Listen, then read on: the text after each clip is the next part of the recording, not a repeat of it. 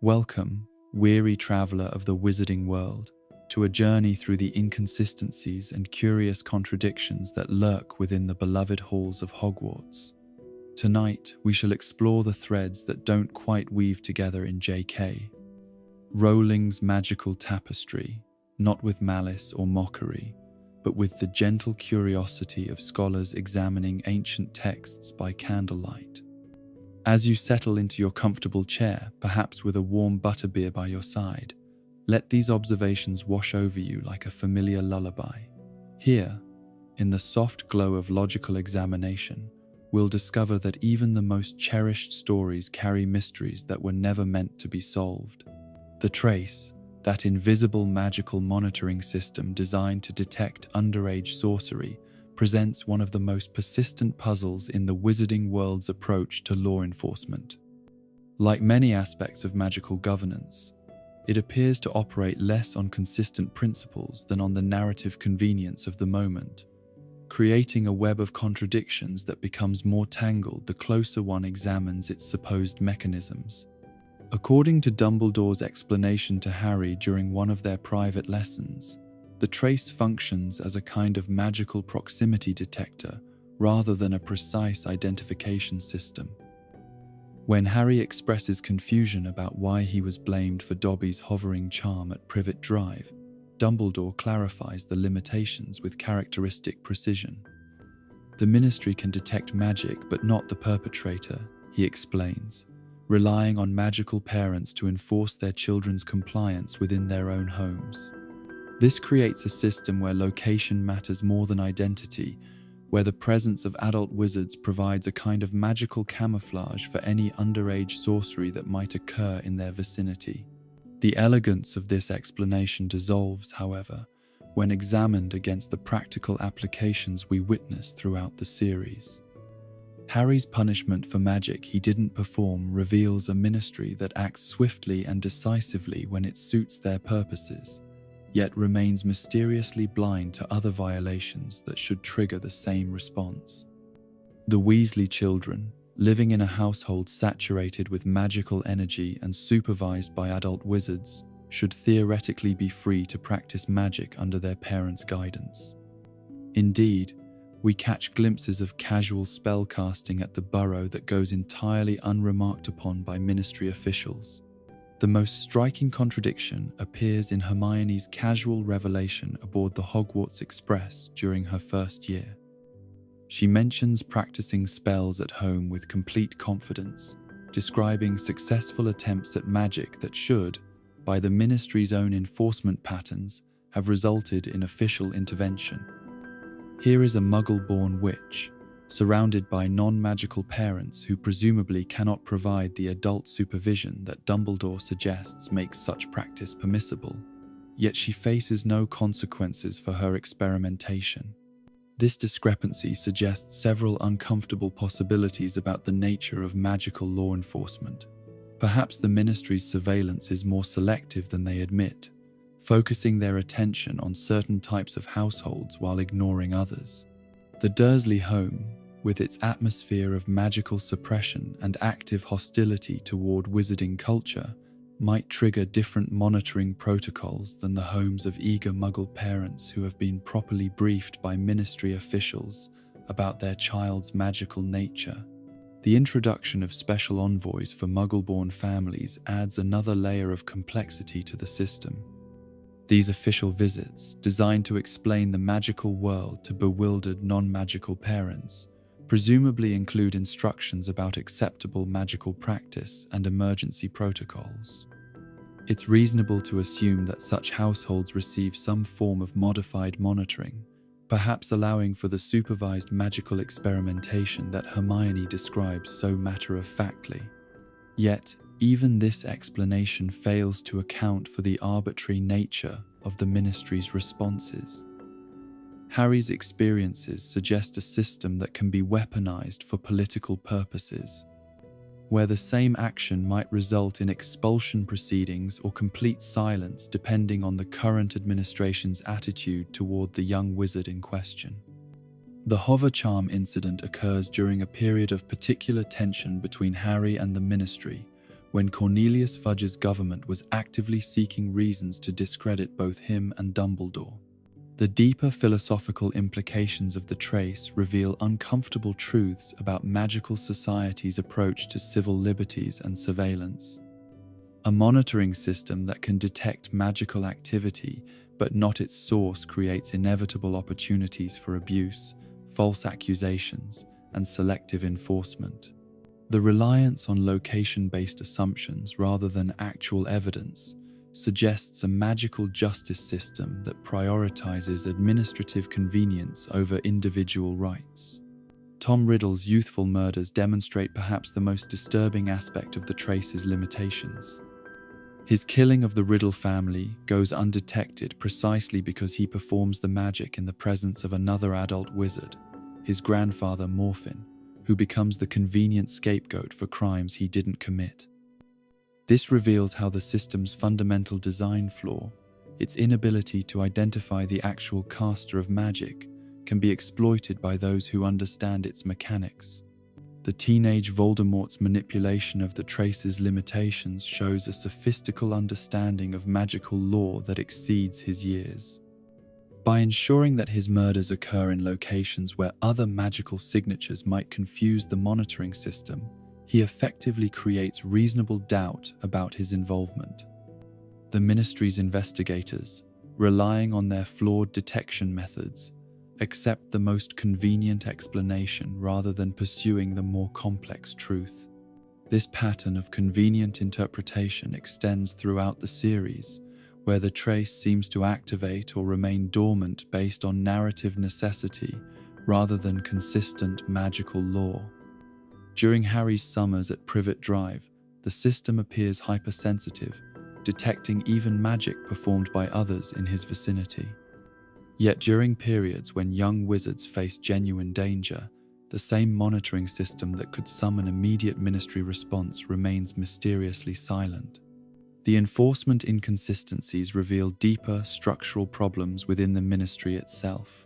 An organization that can mobilize auras and official warnings for a simple hovering charm somehow lacks the resources or interest to investigate more serious magical violations.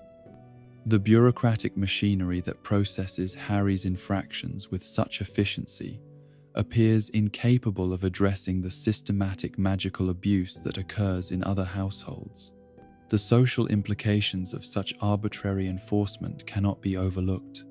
Families like the Weasleys, with their deep roots in wizarding culture and ministry connections, enjoy a kind of institutional protection that extends to their children's magical development.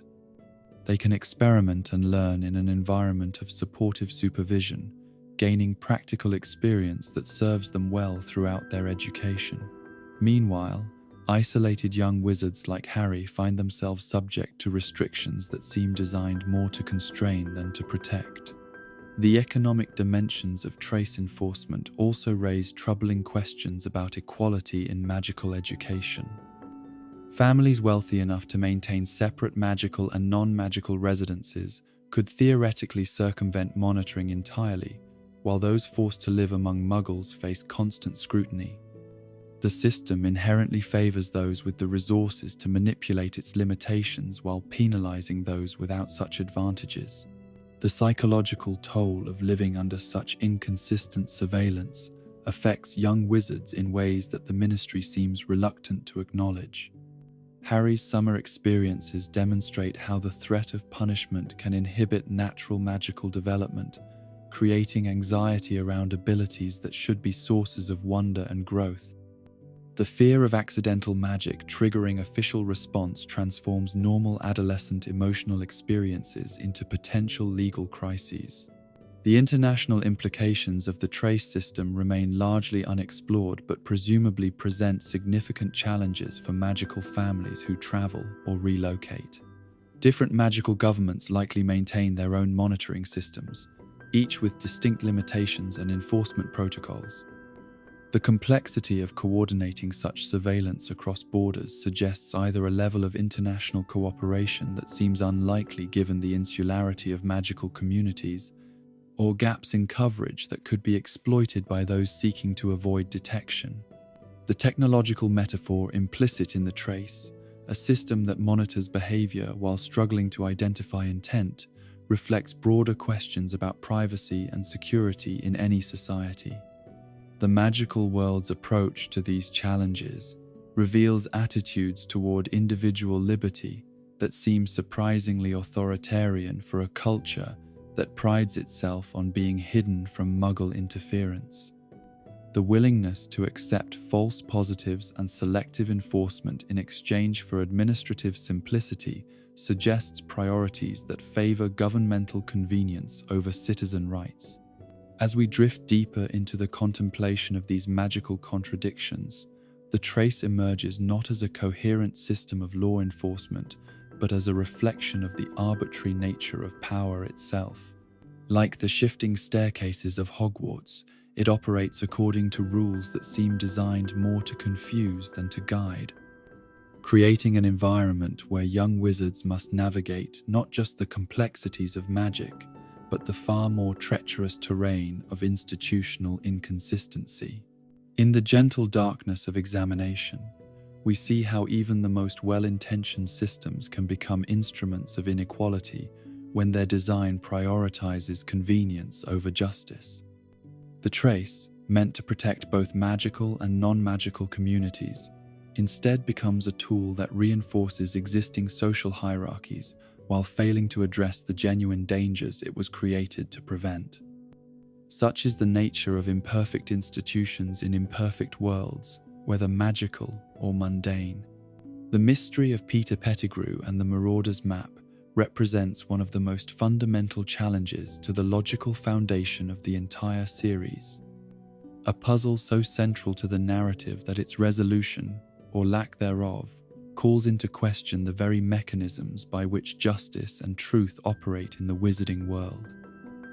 For over 2 years, Fred and George Weasley possessed what may be the most sophisticated surveillance device ever created, a magical map that revealed the real-time location and identity of every person within Hogwarts Castle. Yet they somehow failed to notice that their younger brother shared his dormitory with a man who was supposedly dead. The implications of this oversight extend far beyond simple observation failure. The Marauder's Map, created by James Potter, Sirius Black, Remus Lupin, and Peter Pettigrew during their own school years, represents a pinnacle of magical achievement that combines advanced charm work, detailed geographical knowledge, and what appears to be a form of magical artificial intelligence capable of insult and personality. This is not a simple tracking device, but a comprehensive monitoring system that can differentiate between individuals, track their movements through the castle's complex architecture, and even respond to external attempts at deception or manipulation. When J.K. Rowling addressed this apparent inconsistency, her explanation revealed the arbitrary nature of many plot resolutions in the series. She suggested that Fred and George would not have recognized Peter Pettigrew's name even if they had seen it, arguing that the story of Sirius Black's alleged crime was not common knowledge among the Weasley children, and that even if they had heard it, they would not have connected a name on the map with a supposedly dead man from years past. This explanation, while creative, requires a level of ignorance and incuriosity that seems inconsistent with the twins' established characterization as intelligent, observant, and naturally suspicious individuals. The fundamental weakness in this justification becomes apparent when we consider the practical circumstances of the twins' map usage. The Marauder's Map was not employed during crowded daytime hours when hundreds of names might scroll across its surface, making individual identification difficult. Instead, Fred and George used their inherited treasure during the quiet hours of night, when the castle's population was reduced to a handful of patrolling teachers, the occasional prefect, and Filch, with his ever-present feline companion. During these periods of minimal activity, every name on the map would have been clearly visible and significant. The twins' established patterns of behavior suggests they would have been particularly interested in monitoring their family members' activities. Ron, as their younger brother and frequent target of their pranks, would naturally have drawn their attention during their nocturnal surveillance missions. The idea that they would observe Ron's dormitory without noticing an additional occupant stretches credibility beyond reasonable bounds. Even if they did not immediately recognize the name Peter Pettigrew, the presence of an unauthorized adult in a student dormitory should have triggered alarm bells in minds as naturally mischievous and suspicious as theirs. The deeper inconsistency lies in the map's treatment of animagi and their magical signatures. If Peter Pettigrew had somehow sunk so deeply into his rat form that the map no longer recognized him as human, this would represent a fundamental transformation that goes beyond the established mechanics of animagi magic. The ability to shift between human and animal forms is presented throughout the series as a conscious choice rather than a gradual dissolution of identity. Even Sirius, who spent 12 years in Azkaban predominantly in his dog form to maintain his sanity, retained his human consciousness and identity throughout his imprisonment. The theory that the map might not track animals gains some support from our observation that creatures like Hedwig or Crookshanks never appear to be monitored by the magical surveillance system. Mrs. Norris represents the single exception to this pattern, but her appearance on the map might be explained by her unique relationship with Filch and the castle's security systems, or by magical enhancements that make her more than an ordinary cat. If Peter had indeed transformed so completely into a rat that the map no longer recognized his human nature, this would suggest a level of magical transformation that borders on permanent species change rather than the temporary shape-shifting that defines animagi abilities. However, this explanation collapses entirely when we examine Severus Snape's successful use of the map to track Remus Lupin during the events of Prisoner of Azkaban. Snape's account of discovering the map on Lupin's desk and using it to follow the werewolf to the Shrieking Shack demonstrates that the map does indeed track animagi in their transformed states. When Snape describes seeing Lupin running along the passageway and out of sight, he is almost certainly observing the werewolf in his transformed state, as the full moon had risen and Lupin's human consciousness would have been subsumed by his lycanthropic nature. This confirmation that the map tracks transformed magical creatures renders the deep transformation theory untenable. If Lupin appears on the map while in his werewolf form, there is no logical reason why Peter Pettigrew would not appear while in his rat form.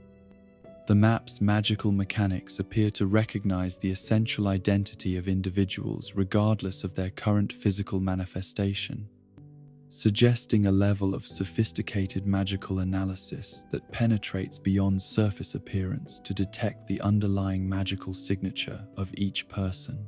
The chronology of events adds another layer of complexity to this puzzle. Fred and George acquired the map during their first year at Hogwarts, which means they possessed it for the entirety of Peter's residency with their family. For 3 full academic years, they had access to a surveillance system that could have revealed one of the most significant security breaches in recent wizarding history. Their failure to detect this infiltration represents either a massive oversight in their investigative abilities or a fundamental flaw in the map's design that undermines its reliability as a security device. The psychological aspects of Peter's deception deserve careful consideration in this context. Living as a rat for over a decade represents a form of identity suppression that goes beyond the physical demands of maintaining an animagus transformation. Peter had to observe the intimate daily lives of the Weasley family, witnessing their struggles with poverty, their genuine affection for each other, and their complete trust in him as a harmless pet. The psychological toll of maintaining such deception while surrounded by the warmth and authenticity of family life should have been enormous for someone already struggling with guilt and fear. The practical challenges of Peter's masquerade become even more apparent when we consider the intelligence level required to maintain his cover. Rats are naturally curious and active creatures, and a normal pet rat would require care, feeding, and attention from its supposed owners. Peter had to balance appearing sufficiently pet-like to avoid suspicion while maintaining enough independence to avoid the intimate care that would have revealed his true nature. The logistics of eating, sleeping, and managing basic biological functions while maintaining the pretense of being an ordinary animal present complications that the narrative glosses over entirely. The broader implications of this oversight extend beyond the Weasley family to encompass the entire security apparatus of the wizarding world. If the Marauder's map, created by talented but ultimately amateur student wizards, could theoretically detect unauthorized presence in Hogwarts, what does its failure to alert the twins suggest about the Ministry's professional surveillance capabilities? The fact that Peter Pettigrew could hide in plain sight for over a decade while living with a Ministry employee's family raises disturbing questions about the competence of magical law enforcement. The timing of Peter's residence with the Weasley family also intersects with significant events in the wizarding world that should have heightened security awareness. His years as Scabbers spanned a period of increasing dark activity, strange disappearances, and growing concerns about Voldemort's potential return. During this time, Arthur Weasley held a position within the Ministry that gave him access to sensitive information about magical threats and security concerns. The presence of an undetected Death Eater within his household represents a security breach of staggering proportions. The map's creation by the original Marauders adds layers of irony and tragedy to its failure to detect Peter's deception. James Potter, Sirius Black, Remus Lupin, and Peter Pettigrew had created their surveillance masterpiece as students, driven by curiosity and the desire to explore their school without detection. The idea that this same map, bearing Peter's own magical signature in its creation, could be used by subsequent students without revealing his continued presence in the castle speaks to either profound magical limitations or narrative convenience that sacrifices logic for dramatic effect. The social dynamics of the Gryffindor common room during Harry's years at school provide another angle from which to examine this mystery. The twins were popular, well-connected students who maintained relationships across house and year boundaries. Their possession of a map that revealed everyone's location should have made them valuable sources of information for other students, particularly those involved in romantic relationships or academic collaborations that required discretion. The idea that they never shared interesting observations from their nighttime surveillance, never mentioned unusual patterns or unexpected presences, seems inconsistent with their gregarious nature and love of gossip. The technical specifications of the Marauder's map remain deliberately vague throughout the series, but its demonstrated capabilities suggest magic of extraordinary sophistication. The map can track individuals through the castle's complex, shifting architecture, following them up and down moving staircases, through secret passages, and into rooms that may not even exist during daylight hours. It updates in real time, showing not just locations but directions of movement, and can distinguish between individuals even when they are in close proximity. Such precision suggests magical mechanics that operate at a fundamental level of identity recognition. The question of whether the map could be fooled by magical disguises or transformation adds another dimension to the Peter Pettigrew problem. If Polyjuice potion users appear on the map under their assumed identities, as seems to be the case with Barty Crouch Jr.'s impersonation of Mad-Eye Moody, then the map reads magical signatures rather than physical appearance. This interpretation would support the theory that Peter should have appeared as himself regardless of his rat form, making his detection by the twins virtually inevitable given their years of map usage. The moral implications of the twins' failure extend beyond simple observation to encompass questions of responsibility and justice. If they had detected Peter's presence and reported it to appropriate authorities, Sirius Black's name could have been cleared years earlier. potentially preventing his tragic death and the suffering he endured as a fugitive. The ripple effects of this earlier resolution would have altered the course of events throughout the series, potentially saving lives and preventing tragedies that stemmed from Sirius's continued persecution. The educational missed opportunities represent another tragic aspect of this oversight. Fred and George, with their natural curiosity and investigative skills, could have become heroes of the wizarding world by exposing one of its greatest deceptions. Instead, they used their remarkable tool primarily for pranks and minor rule-breaking, never realizing they possessed the key to solving one of the most significant mysteries of their time. The transformation of potential heroes into unknowing accomplices speaks to the random nature of discovery and the role of chance in uncovering truth. The narrative convenience of Peter's concealment becomes more apparent when we consider alternative explanations for his successful hiding. If the map had simply been damaged or corrupted in some way that prevented it from detecting him, this could have been explained through magical interference or wear over time. Instead, the series requires us to accept that two intelligent, observant students with access to perfect surveillance technology simply failed to notice something that should have been immediately obvious to anyone paying attention. The psychological profile of Fred and George Weasley makes their oversight even more difficult to accept. These are characters established as naturally suspicious, inherently curious about authority and rules, and possessed of a deep understanding of Hogwarts' hidden secrets. Their success in creating magical pranks and avoiding punishment demonstrates sophisticated planning abilities and keen observation skills. The idea that these same individuals would possess the ultimate surveillance device without using it to its full potential seems fundamentally inconsistent with their established personalities. The implications for magical detection extend beyond the specific case of Peter Pettigrew to encompass broader questions about privacy and security in the wizarding world. If the most advanced student-created surveillance device could fail to detect such an obvious deception, what does this suggest about the reliability of professional magical detection methods? The confidence that magical law enforcement places in their ability to track and identify individuals seems misplaced given the demonstrated limitations of even the most sophisticated magical monitoring systems. The temporal aspects of this mystery add yet another layer of complexity. Peter's transformation and subsequent residence with the Weasley family began in the immediate aftermath of James and Lily Potter's murders, when emotions were running high and the wizarding world was in chaos. His successful deception required not only magical skill, but also psychological cunning, the ability to suppress his human nature while maintaining the pretense of being an ordinary pet.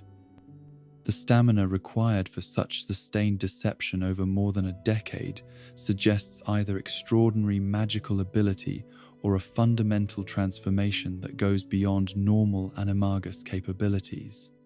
As we settle deeper into contemplation of this central mystery, the failure to detect Peter Pettigrew emerges as more than a simple plot hole, but as a window into the arbitrary nature of discovery and truth in any complex system. Like archaeologists who walk over buried treasures for years without realizing what lies beneath their feet, Fred and George possessed the tools for revelation but lacked the context to understand what they were seeing. In the gentle darkness of reflection, we recognize that truth often hides in plain sight, waiting not for sophisticated detection methods, but for the right combination of observation, context, and willingness to believe what seems impossible. The tragedy of missed opportunity haunts this particular inconsistency, reminding us that the most significant discoveries often depend not on complex methodology, but on simple attention to details that everyone else overlooks. In a world where magic makes the impossible routine, perhaps the most magical thing of all is the human capacity to see what others miss, to connect patterns that reveal hidden truths, and to act on observations that could change everything. Sometimes the greatest mysteries are solved not by heroes but by ordinary people who happen to be paying attention at exactly the right moment. The Fidelius charm represents perhaps the most tragically ironic magical protection in the wizarding world's arsenal. A spell so powerful in its design yet so fundamentally flawed in its execution that it transformed what should have been perfect safety into the very mechanism of the Potter family's destruction. This ancient magic, capable of rendering people and places completely unfindable to those who wish them harm, operates on principles that seem almost too elegant in their simplicity. Yet its practical application reveals contradictions that call into question the most basic assumptions about magical protection and trust. The charm's mechanics, as demonstrated at Shell Cottage and Grimold Place, appear straightforward enough in their basic operation. A secret keeper holds knowledge that cannot be discovered by any means other than voluntary revelation, creating an absolute barrier between those who know and those who seek to know. The protected location becomes not merely hidden but effectively non-existent to those without proper authorization, as if the very fabric of reality conspires to prevent its discovery. Yet this seemingly perfect protection carries within it a single point of catastrophic failure that transforms the charm's greatest strength into its most dangerous weakness. When Bill Weasley serves as the secret keeper for Shell Cottage, he demonstrates a level of security that seems impenetrable to outside threats. The cottage exists in a state of magical concealment, so complete that even those who know its general location cannot approach or perceive it without his explicit permission. The charm creates not just physical hiding but a form of conceptual invisibility that prevents the protected location from registering in the awareness of unauthorized individuals. This represents magic of extraordinary sophistication, operating at levels that transcend simple illusion or misdirection to achieve something approaching metaphysical erasure. The revelation that Arthur Weasley serves as his own secret keeper for the Burrow introduces a possibility that makes the Potter family's tragic fate seem not just avoidable but almost incomprehensibly unnecessary. If the charm allows for self-designation as secret keeper, then James and Lily Potter possessed a solution that would have eliminated the single point of failure that ultimately led to their deaths. The ability to serve as one's own secret keeper transforms the Fidelius charm from a protection dependent on trust into a form of absolute magical security, limited only by the protected person's own discretion. The strategic implications of self-designation as secret keeper extend far beyond simple personal safety into the realm of magical warfare tactics. A wizard who could hide himself so completely that even the most sophisticated detection methods would fail to locate him would possess an almost insurmountable advantage over enemies who relied on traditional hunting and tracking techniques. The ability to emerge from perfect concealment to strike at opponents before disappearing again into absolute invisibility would revolutionize magical combat in ways that the series never fully explores. Yet the Potter family's decision to entrust their safety to a friend rather than maintaining direct control over their own protection suggests limitations to the charm that are never explicitly explained. Perhaps the magical mechanics of the Fidelius charm require external validation to function properly, preventing individuals from serving as secret keepers for their own locations due to some fundamental principle about the nature of secrets and knowledge. The idea that one cannot keep a secret from oneself has a certain philosophical appeal, though it creates practical problems that seem to outweigh its theoretical elegance. The alternative explanation that the Potters simply never considered the possibility of self-designation seems inconsistent with their established intelligence and the gravity of their situation. Both James and Lily were described as exceptionally talented wizards with access to the best magical education and resources available in their time. The idea that they would overlook such an obvious solution to their security crisis suggests either fundamental gaps in their magical knowledge or circumstances that prevented them from exploring all available options. The question of range and scope adds another layer of complexity to the charm's theoretical applications. If the Fidelius charm can protect entire buildings like Grimmauld Place, with all their contents and inhabitants, what prevents it from being applied to larger areas or multiple locations simultaneously? Could a wizard serve as secret keeper for an entire neighborhood, city, or even country, creating zones of perfect safety that enemies could never penetrate?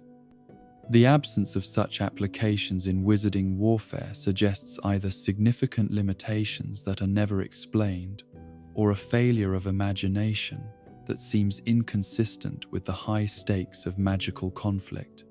The temporal aspects of the charm raise questions about its duration and stability over extended periods.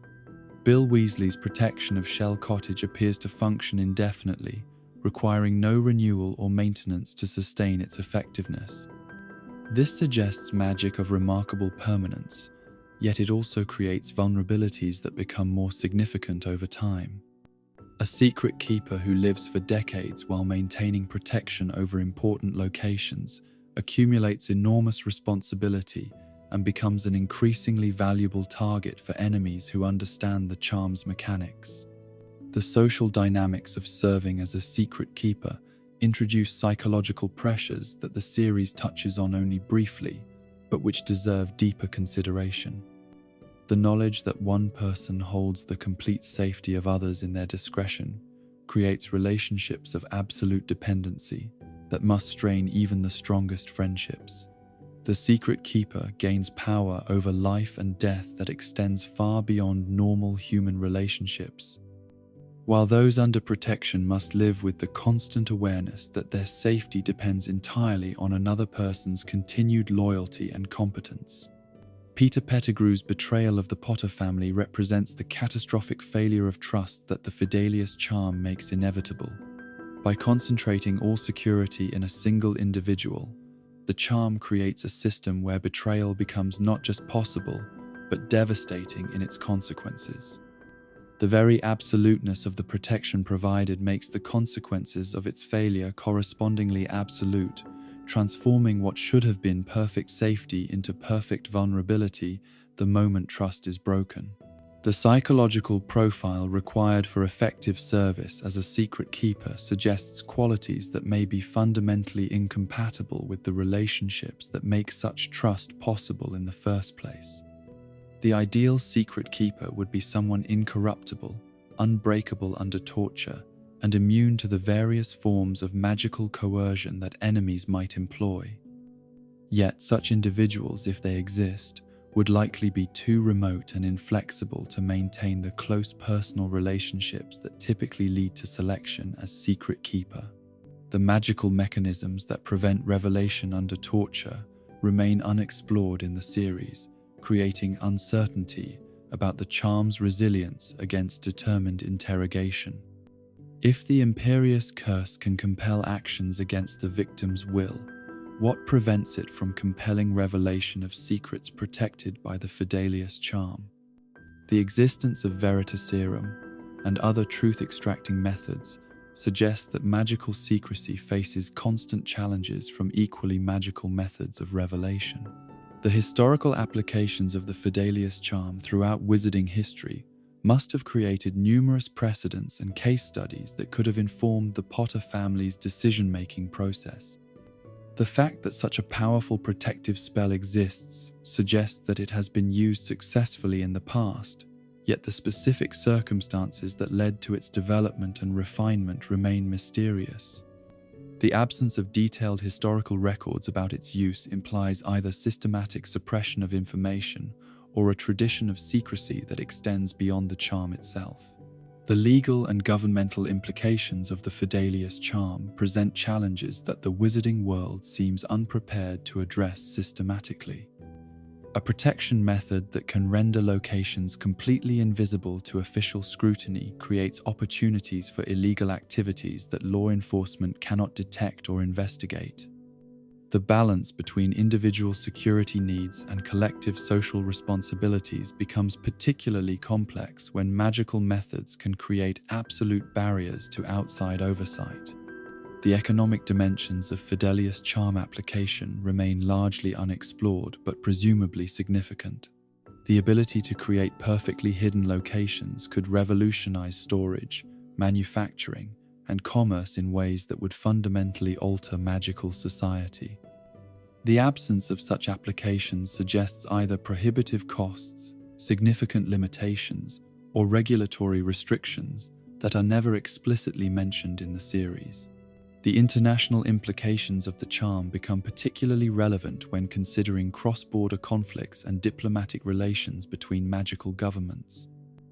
A nation that could hide its strategic resources or military installations under Fidelius' protection would possess advantages that could destabilize international relations. The apparent rarity of such applications suggests either international agreements limiting the charm's use or practical constraints that prevent large-scale implementation. The relationship between the Fidelius charm and other forms of magical protection creates questions about compatibility and interaction effects that are never fully addressed. Could multiple protective spells work in conjunction with the charm to create even more comprehensive security? Or do they interfere with each other in ways that reduce overall effectiveness? The layering of magical protections represents a complex field that seems to require specialized knowledge that few characters demonstrate. The training and expertise required to cast the Fidelius charm successfully must be considerable, given its sophisticated magical mechanics and the catastrophic consequences of failure.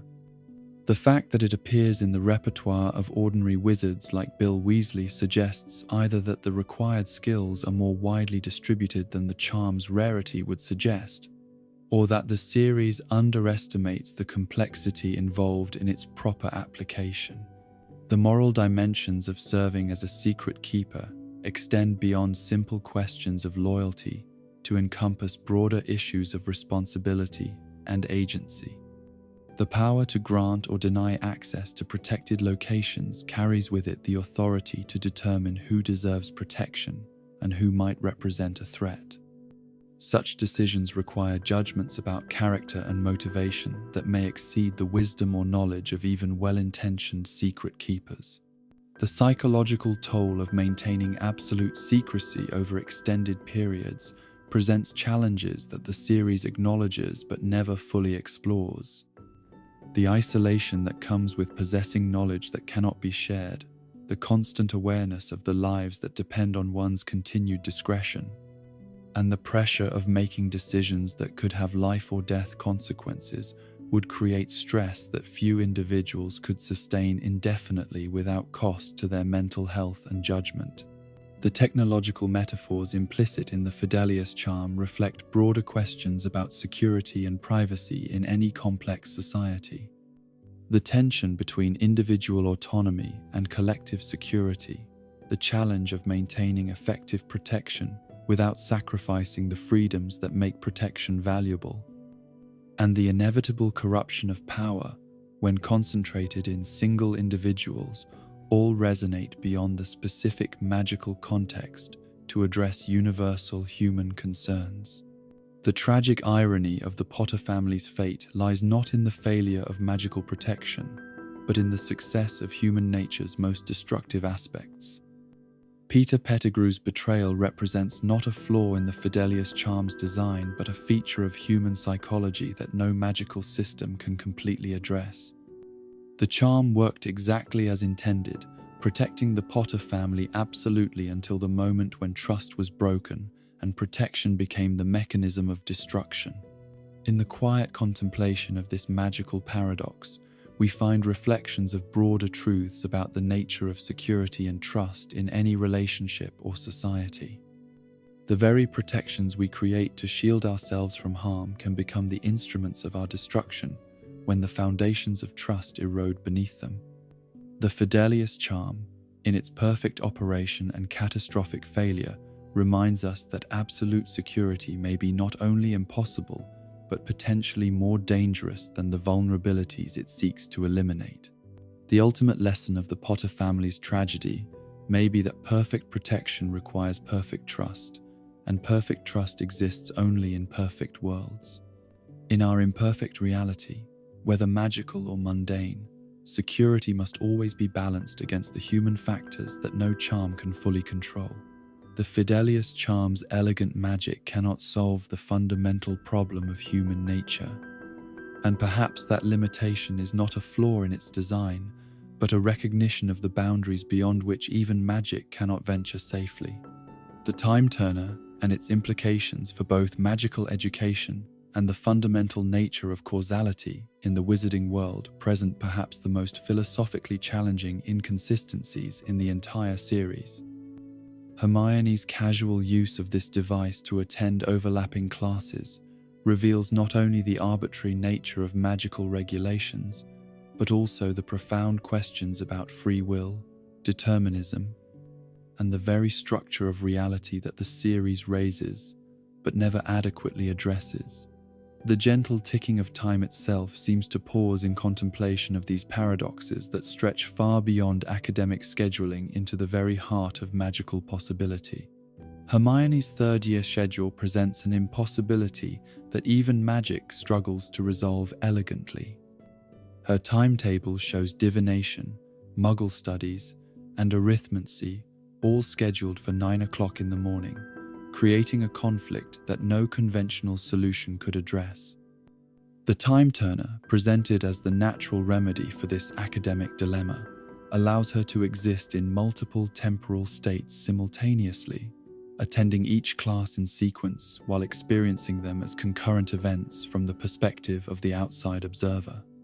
The mechanics of this temporal manipulation require Hermione to live through each day multiple times, experiencing the same conversations, meals, and interactions repeatedly, while maintaining the pretense of normal linear existence. The psychological toll of such repeated experience should be enormous, creating a form of temporal dissociation that would challenge even the most resilient mind. The tedium of reliving identical moments, the exhaustion of processing the same information multiple times, and the isolation that comes from possessing memories that others do not share would create stress that no third-year student should be expected to endure. Ron's observation that Hermione seems to be everywhere at once touches on the deeper implications of her temporal multiplication. From the perspective of other students, she appears to possess supernatural abilities of presence and preparation that border on the prophetic. Her completed homework, her presence in unexpected locations, and her seemingly inexhaustible energy all become explicable only when her time manipulation is revealed. Yet the casual acceptance of these impossible coincidences by her friends and teachers suggests either willful blindness or a magical world so accustomed to impossibility that even the most obvious temporal paradoxes pass unremarked. The broader questions about time turner availability and regulation reveal inconsistencies that undermine the device's supposed rarity and danger. If McGonagall can arrange for a third-year student to obtain a time turner for academic convenience, why are these devices not used to prevent tragedies, solve crimes, or address the various crises that plague the wizarding world? The casual bureaucratic process that grants Hermione access to time manipulation technology suggests either that the dangers are overstated or that the ministry's priorities are fundamentally misaligned with public welfare. The established limitations of time turner use become increasingly arbitrary as the series progresses. The 5-hour limit, introduced as damage control after readers began questioning why time travel was not used to prevent major disasters, feels like an artificial constraint designed to preserve narrative tension rather than a natural law of magical physics.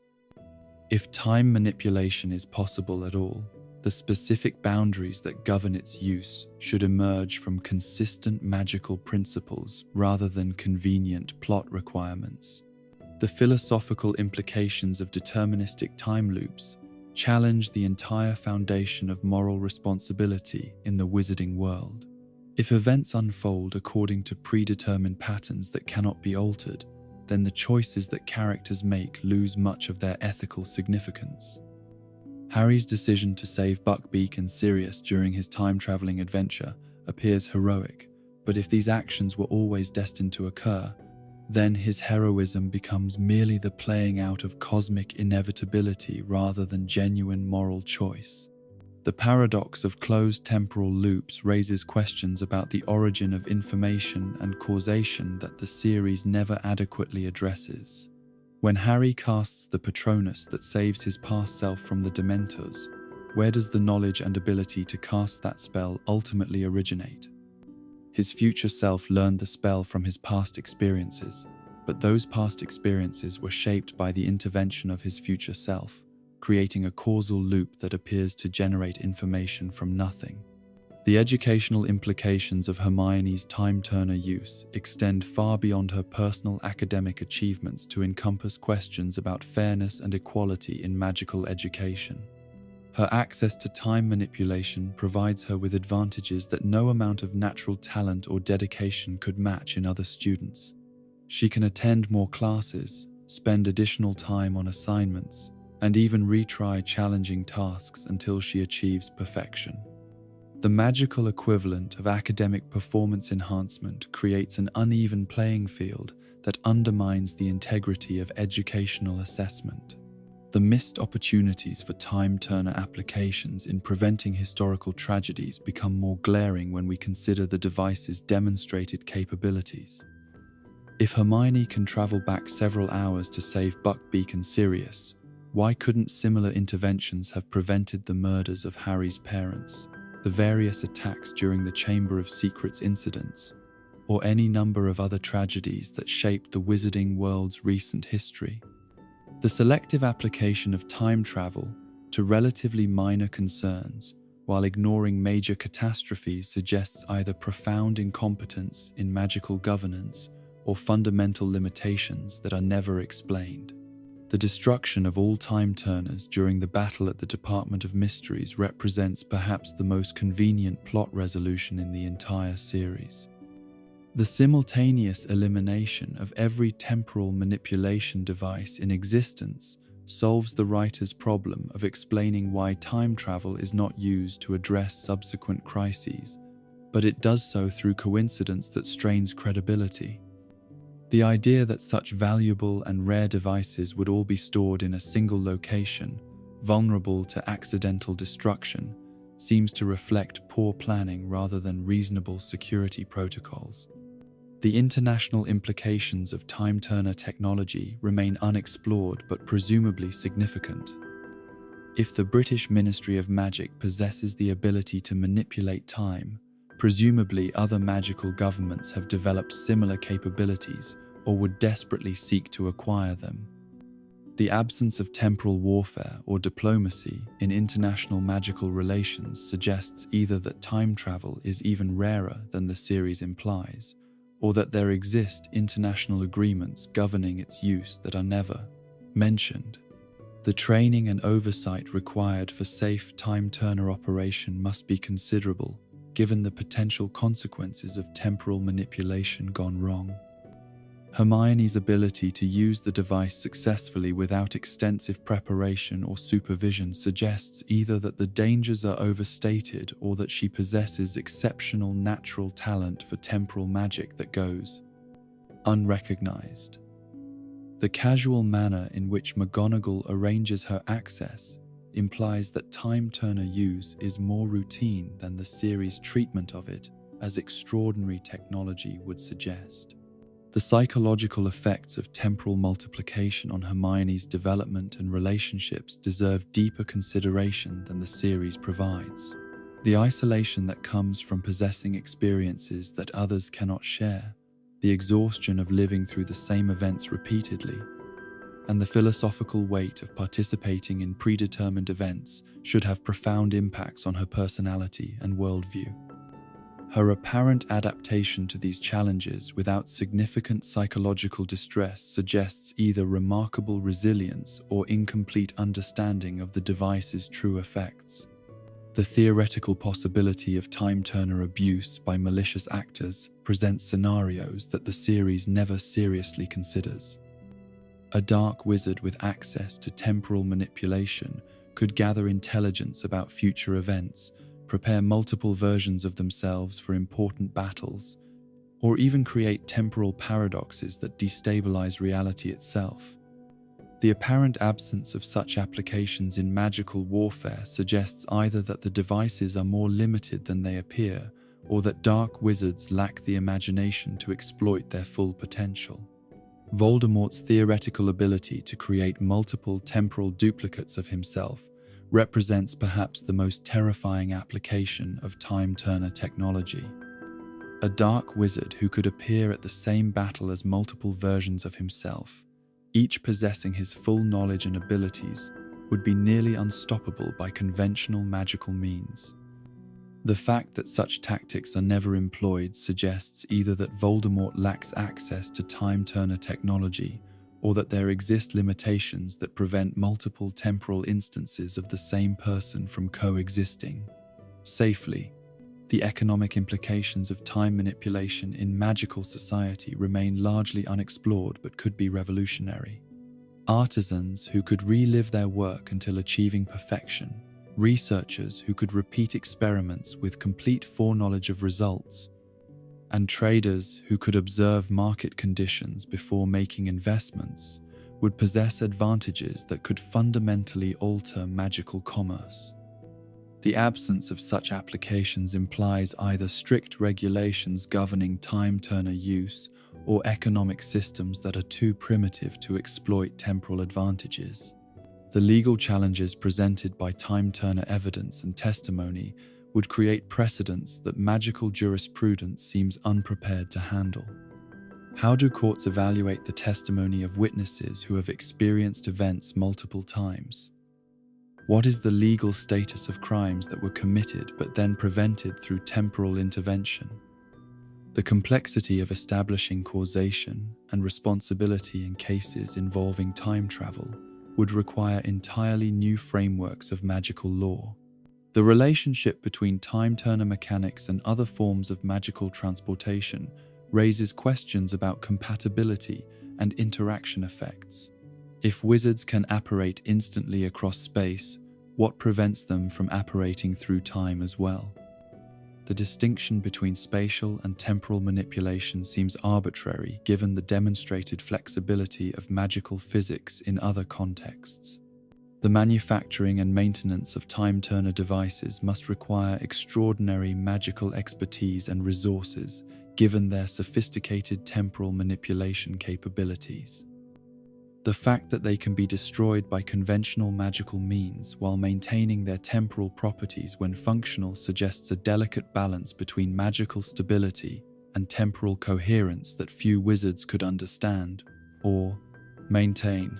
The cultural impact of time travel on wizarding society should be profound, yet the series presents a magical community that seems largely unaware of temporal possibilities. The philosophical traditions, religious implications, and artistic explorations that would naturally emerge from a society with access to time manipulation are entirely absent from wizarding culture, suggesting either that the technology is newer than it appears, or that magical society is less intellectually curious than circumstances would warrant. The educational applications of time-turner technology extend far beyond Hermione's scheduling conflicts to encompass revolutionary approaches to magical learning. Students could relive lessons until achieving complete understanding, observe historical events firsthand, and even interact with past versions of themselves to accelerate learning through temporal feedback loops. The failure to implement such applications suggests either that the dangers outweigh the benefits or that magical educators lack the vision to exploit temporal advantages. The environmental effects of repeated temporal manipulation on specific locations and time periods remain unexplored but potentially significant. If Hermione regularly travels back to relive the same hours, does this create temporal stress on the affected time stream? The cumulative impact of multiple time turner users operating in the same temporal vicinity could create instabilities that affect the fundamental structure of magical reality. The moral implications of temporal intervention become particularly complex when considering the rights and agency of individuals whose lives are affected by time travel. When Harry saves Buckbeak and Sirius, he alters their experiences and futures without their knowledge or consent, raising questions about the ethics of temporal manipulation that transcend simple consequentialist calculations of harm prevention. The relationship between prophecy and time travel presents paradoxes that the series acknowledges but never resolves. If the future is predetermined enough to support prophetic visions, how can temporal intervention alter outcomes? The coexistence of prophecy and time travel in the same magical system suggests either that both operate within predetermined frameworks or that there exist hierarchies of fate that govern which temporal interventions are possible. As we drift deeper into contemplation of these temporal mysteries, the time turner emerges not simply as a plot device, but as a window into the fundamental questions about causation, choice, and consequence that haunt any examination of time and change. The gentle rotation of its golden mechanism echoes the eternal questions that philosophers have pondered since consciousness first grappled with the nature of time itself.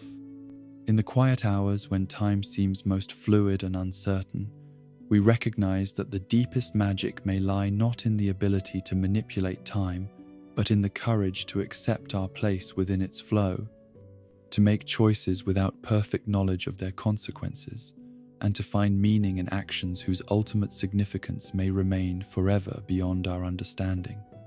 The time turner's promise of temporal control ultimately reveals the beautiful impossibility of escaping the present moment, where all real choices are made and all genuine magic unfolds. The basilisk dwelling within the Chamber of Secrets presents one of the most physically impossible scenarios in the entire Harry Potter series. A creature whose very existence within Hogwarts Castle defies not only architectural logic, but the basic laws of physics that govern even magical spaces. This ancient serpent, described as thick as an oak tree trunk and measuring at least 20 feet in length based on its shed skin, supposedly navigates the medieval plumbing system of a 1,000-year-old castle with such stealth that its presence goes undetected by students, faculty, ghosts, and even the castle's magical portraits for an entire academic year. The mathematical impossibilities begin with the creature's dimensions relative to the infrastructure it allegedly uses for transportation. An oak tree trunk at maturity typically measures between 8 and 12 feet in diameter, creating a serpent whose body would require passages of enormous size to accommodate its movement. The plumbing systems of medieval castles, even those enhanced with magical elements, were designed for the transportation of water and waste, not for the passage of creatures that could barely fit through modern subway tunnels. The engineering requirements for pipes capable of supporting and concealing such a massive serpent would necessitate architectural modifications so extensive that they would be immediately obvious to anyone familiar with the castle's structure. Hermione's research, conducted during her petrified state and discovered clutched in her rigid hand, identifies the basilisk's method of travel through the castle's pipe systems. Her note explains that the creature moves through plumbing, solving the mystery of the voice that only Harry can hear echoing through the walls. Yet this explanation creates more problems than it solves, requiring us to accept that Hogwarts possesses a secondary network of passages large enough to accommodate a creature of impossible size, passages that somehow remain invisible to the countless individuals who have explored every corner of the castle over the centuries. The question of entry and exit points becomes particularly problematic when we consider the practical mechanics of the basilisk's hunting behavior. The creature must somehow emerge from the plumbing system to attack its victims, yet there is no evidence of the massive openings that would be required for such emergence. The largest fixtures in castle plumbing, toilets, sinks, and bathing areas would be comically inadequate for the passage of a creature measuring 8 feet in diameter. The basilisk would need to demolish entire sections of wall and floor to enter and exit the rooms where its victims are found. The physical evidence that should accompany such a creature's passage through the castle is entirely absent from the narrative. A serpent of this size moving through stone corridors and tight passages would leave unmistakable traces of its presence. The stone floors should show scoring from its scales, the walls should bear marks from its passage, and the very air should carry the distinctive scent of a massive reptilian predator. The absence of slime trails, shed scales, or structural damage suggests either that the basilisk possesses magical abilities that completely eliminate physical evidence of its presence, or that the logistics of its movement have been insufficiently considered. The acoustic impossibilities present another layer of problems that the series never adequately addresses. Harry hears the basilisk's voice from significant distances, often from different floors of the castle, suggesting that the creature's vocalizations are loud enough to penetrate multiple layers of stone and magical barriers.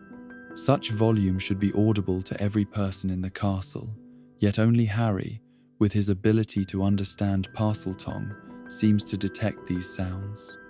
Other students and faculty should at minimum hear the hissing, grinding, or scraping sounds that would accompany a creature of this size moving through confined spaces, even if they cannot interpret the meaning of its speech. Moaning Myrtle's decades of residence in the bathroom that serves as the entrance to the Chamber of Secrets creates perhaps the most glaring oversight in the entire scenario. This ghost has haunted the same location for 50 years, obsessively focused on her own death and the circumstances surrounding it, yet she never notices the regular passage of the creature that killed her. Her description of her death includes seeing great yellow eyes before her body seized up, but she never connects this experience to the ongoing presence of the same creature in her immediate vicinity. The timing of Myrtle's appearances and the basilisk's activities should have created numerous opportunities for observation, even if she typically remains in her toilet crying and feeling sorry for herself. Ghosts in the Harry Potter universe demonstrate the ability to move through solid matter, suggesting that Myrtle could have inadvertently witnessed the basilisk's passage even while remaining in her preferred location. Her complete ignorance of the creature's presence stretches credibility beyond reasonable bounds, especially given her established personality traits of curiosity about dramatic events and her tendency to investigate disturbances in her domain. The broader question of detection by Hogwarts' other supernatural inhabitants becomes equally problematic when extended to the castle's numerous portraits and ghosts. The paintings that line the corridors possess awareness of events throughout the castle and regularly communicate with each other about unusual occurrences. A creature the size of the basilisk moving through their environment should trigger observations and discussions that would quickly reach the attention of the headmaster. Similarly, the various ghosts who drift through walls and floors should inevitably encounter or observe such a massive presence during their nocturnal wanderings. The basilisk's hunting pattern, which appears to target victims during daylight hours when the castle is most populated, creates additional logistical challenges that the narrative glosses over entirely. The creature must somehow navigate from its lair to locations throughout the castle, attack its chosen victims, and return to safety, all while avoiding detection by hundreds of potential witnesses. The complexity of such operations would require either supernatural stealth abilities that go far beyond normal serpentine capabilities, or a level of magical concealment that should have been detected by the castle's various wanji. Protective enchantments. Dumbledore's failure to recognize the signs of basilisk presence becomes particularly troubling when we consider his intimate knowledge of the castle and his experience with the previous Chamber of Secrets incidents 50 years earlier. As someone who was present during the original attacks and who has spent decades studying the castle's secrets, He should have been able to identify the creature responsible based on the pattern of petrifications alone. His apparent blindness to obvious clues suggests either that he possesses less knowledge than his reputation suggests, or that he is deliberately allowing events to unfold for reasons that are never adequately explained. The infrastructure modifications that would be necessary to support the basilisk's movement through the castle would require construction projects of enormous scope and duration. Medieval castles were built with specific purposes in mind, and the addition of passages large enough to accommodate creatures of this size would necessitate fundamental alterations to load-bearing walls, foundation systems, and architectural integrity. Such modifications could not be accomplished secretly or quickly, yet there is no historical record of the construction projects that would have been required. The magical enhancements that might theoretically allow normal-sized pipes to expand and contract as needed for the basilisk's passage create their own set of problems. Such magic would need to operate automatically and continuously for centuries, maintaining perfect reliability while remaining completely undetectable to the numerous individuals who have studied the castle's magical systems. The power requirements for such sustained transfiguration would be enormous, yet there is no evidence of the magical infrastructure that would support such operations. The question of the basilisk's life support needs adds another dimension to the impossibility of its concealed existence. A creature of this size would require substantial amounts of food, water, and air to survive, yet the Chamber of Secrets appears to be a sealed environment with no obvious connections to external resources. The logistics of feeding such a creature over the centuries without leaving evidence of its consumption patterns would be nearly impossible to manage, especially given the creature's apparent preference for dramatic hunting rather than discreet feeding. The chamber's drainage and waste management systems would also need to accommodate a creature whose biological needs would be proportional to its enormous size. Medieval sanitation systems were not designed to handle waste products from creatures larger than humans, and the accumulation of such materials over centuries would create obvious signs of the chamber's inhabitant. The absence of any mention of such practical concerns suggests that the biological reality of housing such a creature has not been thoroughly considered. The preservation of the basilisk over its 1,000-year lifespan raises questions about the magical systems that maintain its health and vitality during extended periods of dormancy. Creatures of this size and age would naturally face numerous health challenges that would require either magical intervention or biological adaptations that go beyond normal serpentine physiology. The mechanisms that keep the creature alive and functional through centuries of underground existence are never explained, leaving another gap in the logical foundation of its presence in the castle. The acoustic properties of the chamber system that allows the basilisk's voice to travel through the castle's stone walls create problems that extend beyond simple volume considerations. Stone is an excellent conductor of vibration, but the selective transmission of serpentine vocalizations while filtering out other sounds would require acoustic engineering of remarkable sophistication. The chamber would need to function as a kind of magical resonance system that amplifies and directs specific frequencies while suppressing others, creating effects that border on the impossible even by magical standards. The temperature and humidity requirements for maintaining a healthy basilisk in an underground environment would necessitate environmental controls that medieval magical technology seems unlikely to support. Large reptiles require specific thermal conditions to maintain their metabolic processes, and the stone chambers beneath Hogwarts would naturally tend toward cool temperatures that could be fatal to creatures adapted for warmer climates. The magical heating and climate control systems that would be required represent another layer of infrastructure that shows no evidence of existence. The interaction between the basilisk's deadly gaze and the castle's reflective surfaces creates paradoxes that the series never fully addresses. A creature whose direct gaze causes instant death would be surrounded by numerous opportunities for accidental reflection, polished armor, mirrors, water surfaces, and even the glossy stones of the castle walls. The management of these reflective hazards would require either supernatural awareness and control by the creature or environmental modifications that eliminated all reflective surfaces from its traveling routes. The preservation of secrecy around such a massive creature becomes even more implausible when we consider the maintenance and repair work that must occur throughout the castle on a regular basis. Plumbers, whether magical or otherwise, working on the castle's water systems should inevitably discover evidence of the passages large enough to accommodate the basilisk.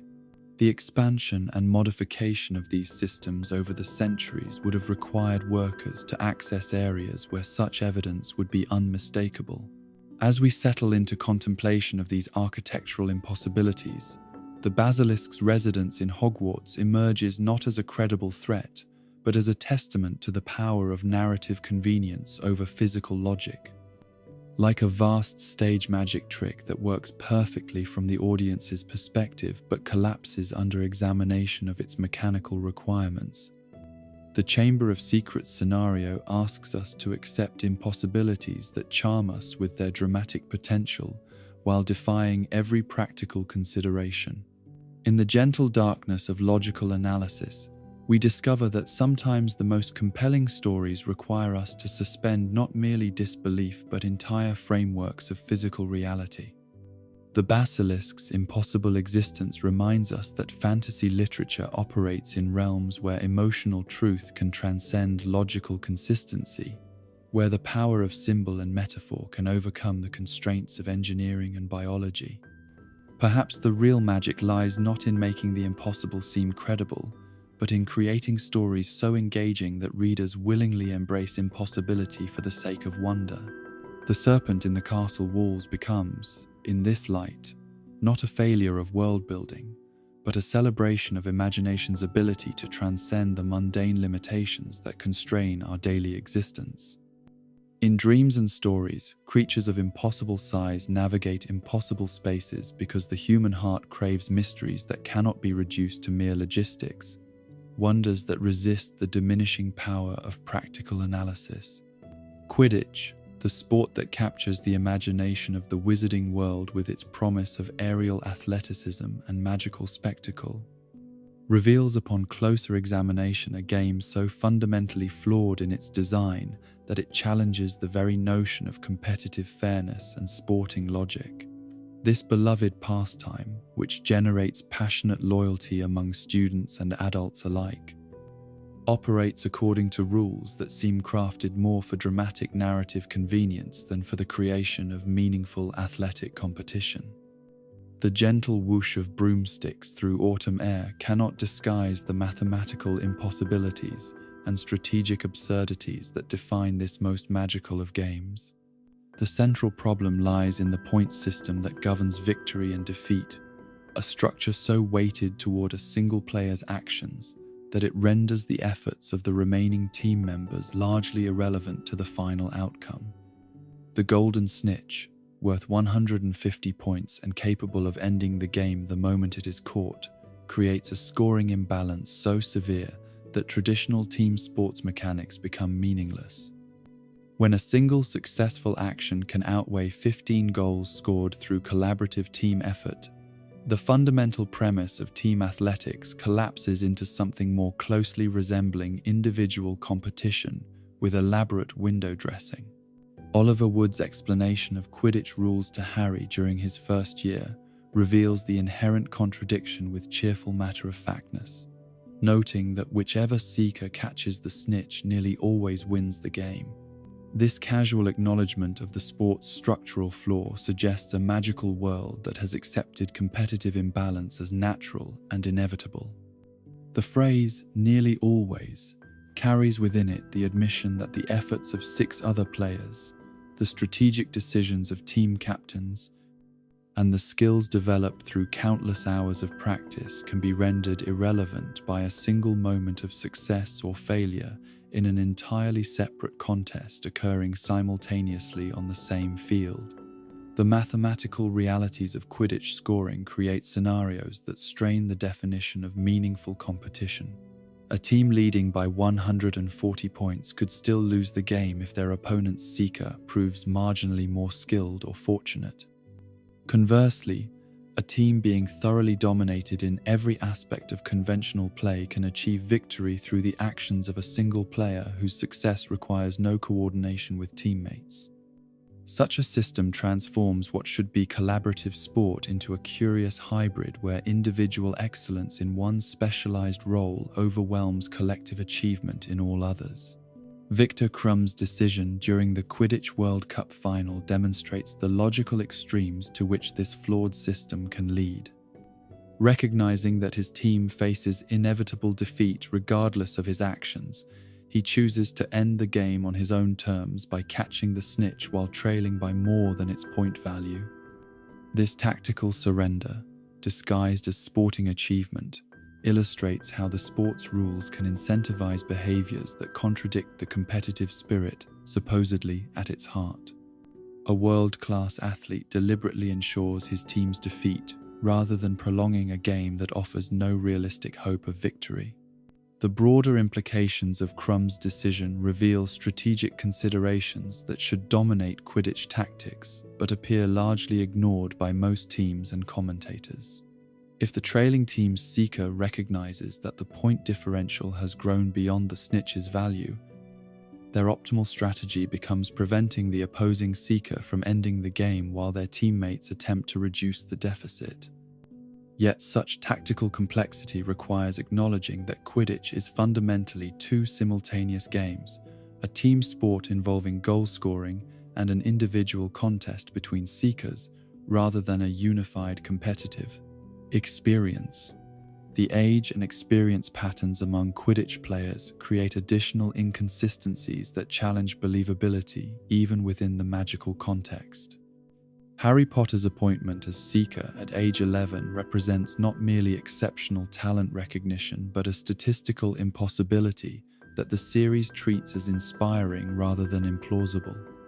Professional sports in the non-magical world occasionally produce prodigious young talents, but even the most gifted child athletes require years of development before competing at elite levels. The physical and cognitive demands of high-speed aerial maneuvering while tracking a nearly invisible target should require maturity and experience that no 11-year-old could possess. The absence of older students from Gryffindor's team rosters suggests either that Quidditch participation diminishes with academic advancement, or that the series has failed to consider the full implications of competitive team sports. Within an educational environment, seventh-year students possessing the greatest magical skill and physical maturity should dominate house teams if athletic merit determines selection. Their apparent absence from active rosters implies either that academic pressures preclude sports participation or that younger students somehow surpass their elders in athletic ability, both explanations seeming inadequate given the established importance of Quidditch within school culture. The spectator experience at Quidditch matches reveals another layer of illogical design that prioritizes participant experience over audience engagement. The speed and altitude at which the game occurs make detailed observation impossible for ground-based viewers, who must rely on commentary to understand the nuances of play development. The snitch's small size and unpredictable movement patterns ensure that the game's most critical moments occur largely beyond spectator perception, creating a viewing experience where the decisive action remains invisible to most observers. The Triwizard Tournament's tasks demonstrate how the Wizarding World's approach to spectator sports reflects broader problems with event planning and audience consideration. The second task, requiring champions to remain underwater for an hour, provides spectators with nothing to observe except an empty lake surface while life or death struggles occur beyond their perception. Such design choices suggest either profound indifference to audience experience or fundamental misunderstanding of what makes events engaging for observers. The maze challenge that concludes the tournament represents the logical extreme of this spectator-unfriendly approach to magical competition. The audience, having invested emotional energy in following their champion's progress, finds themselves staring at impenetrable hedges, while the decisive moments of the competition occur in complete isolation. The excitement and drama that should culminate a year-long tournament instead disappear into a void that offers no visual stimulation or emotional payoff for those who have come to witness magical sport at its pinnacle. The economic implications of Quidditch's popularity within wizarding society create questions about resource allocation and demographic sustainability that the series never adequately addresses. The Quidditch World Cup final attracts 100,000 spectators to witness a contest that lasts mere hours and whose outcome depends largely on individual rather than team performance. Such massive attendance figures suggest either a wizarding population far larger than other evidence indicates, or a level of sports enthusiasm that borders on societal obsession. The infrastructure required to support professional Quidditch implies industrial capacity and organizational sophistication that seems inconsistent with other aspects of magical society. The stadium that houses 100,000 spectators represents an engineering achievement that would challenge even modern non-magical construction techniques. Yet it appears to have been created by a magical community that struggles with basic economic concepts and maintains a pre-industrial approach to most other endeavors. The training and development pathways that should connect school-level Quidditch to professional careers remain largely mysterious throughout the series.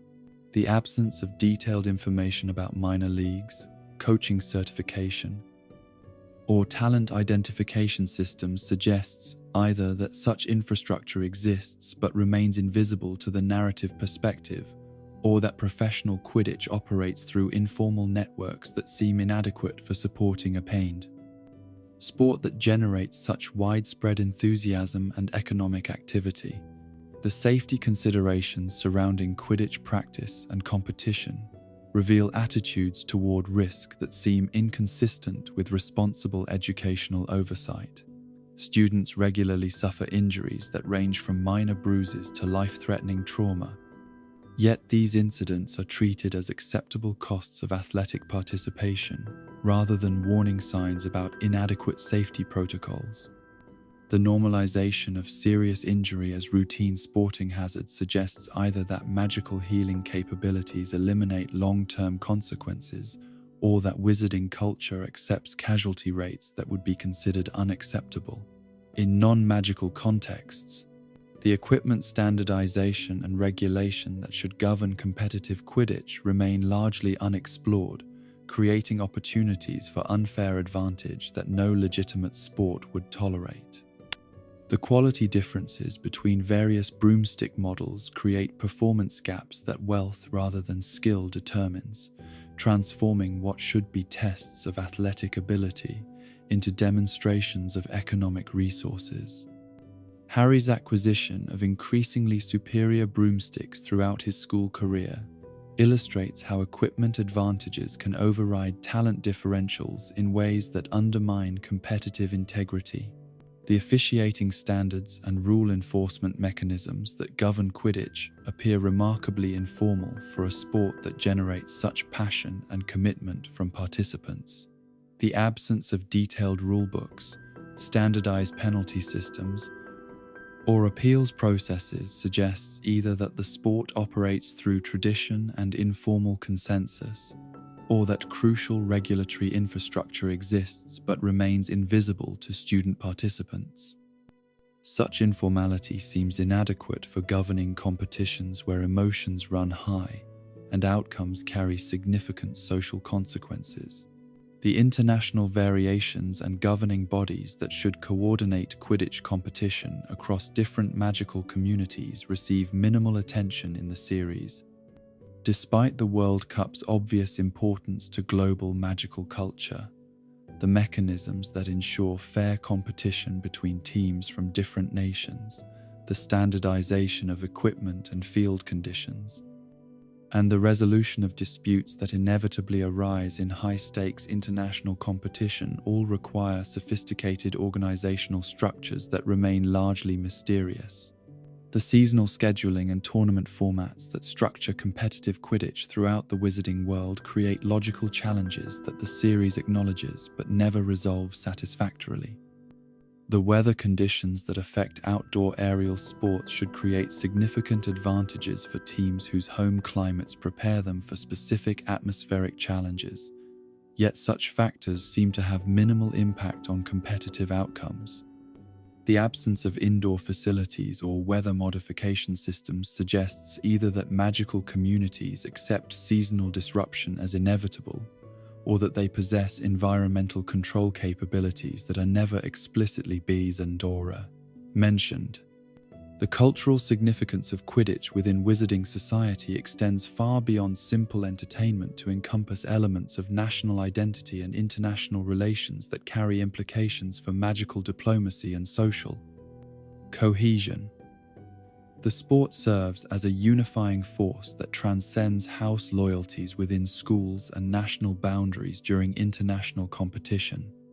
Yet this unifying potential seems underutilized as a tool for building understanding and cooperation between magical communities that otherwise remain isolated from each other. The gender integration that characterizes Quidditch teams represents one of the sport's few genuinely progressive elements, creating athletic opportunities for female players that exceed those available in many non-magical sports contexts. However, the implications of this integration for player development, competitive balance, and social dynamics within teams receive minimal exploration, missing opportunities to examine how magical society approaches gender equality in contexts beyond academic achievement. The psychological pressures that accompany Quidditch participation at elite levels create challenges that young athletes must navigate without apparent support systems or counseling resources. The combination of physical danger, public scrutiny, and outcome dependency on individual performance creates stress environments that would challenge mature professionals. Yet student players appear expected to manage these pressures without specialized assistance or recognition of their psychological impact. As we drift through the gentle evening air with these contemplations of sporting impossibility, Quidditch emerges not as a coherent athletic endeavor, but as a reflection of the arbitrary nature of competition itself. Like many beloved traditions that persist despite logical flaws, the sport captures something essential about human nature that transcends rational analysis. In the soft twilight of understanding, we recognize that perhaps the most magical aspect of Quidditch lies not in its flying broomsticks or impossible rules, but in its ability to generate genuine passion and loyalty despite fundamental design failures that would doom any real-world sporting venture to immediate collapse. The golden snitch flutters through our dreams as a reminder that sometimes the most cherished experiences resist improvement through logical modification, finding their power not in perfect design, but in their capacity to create shared wonder and collective enthusiasm that transforms flawed games into beloved traditions.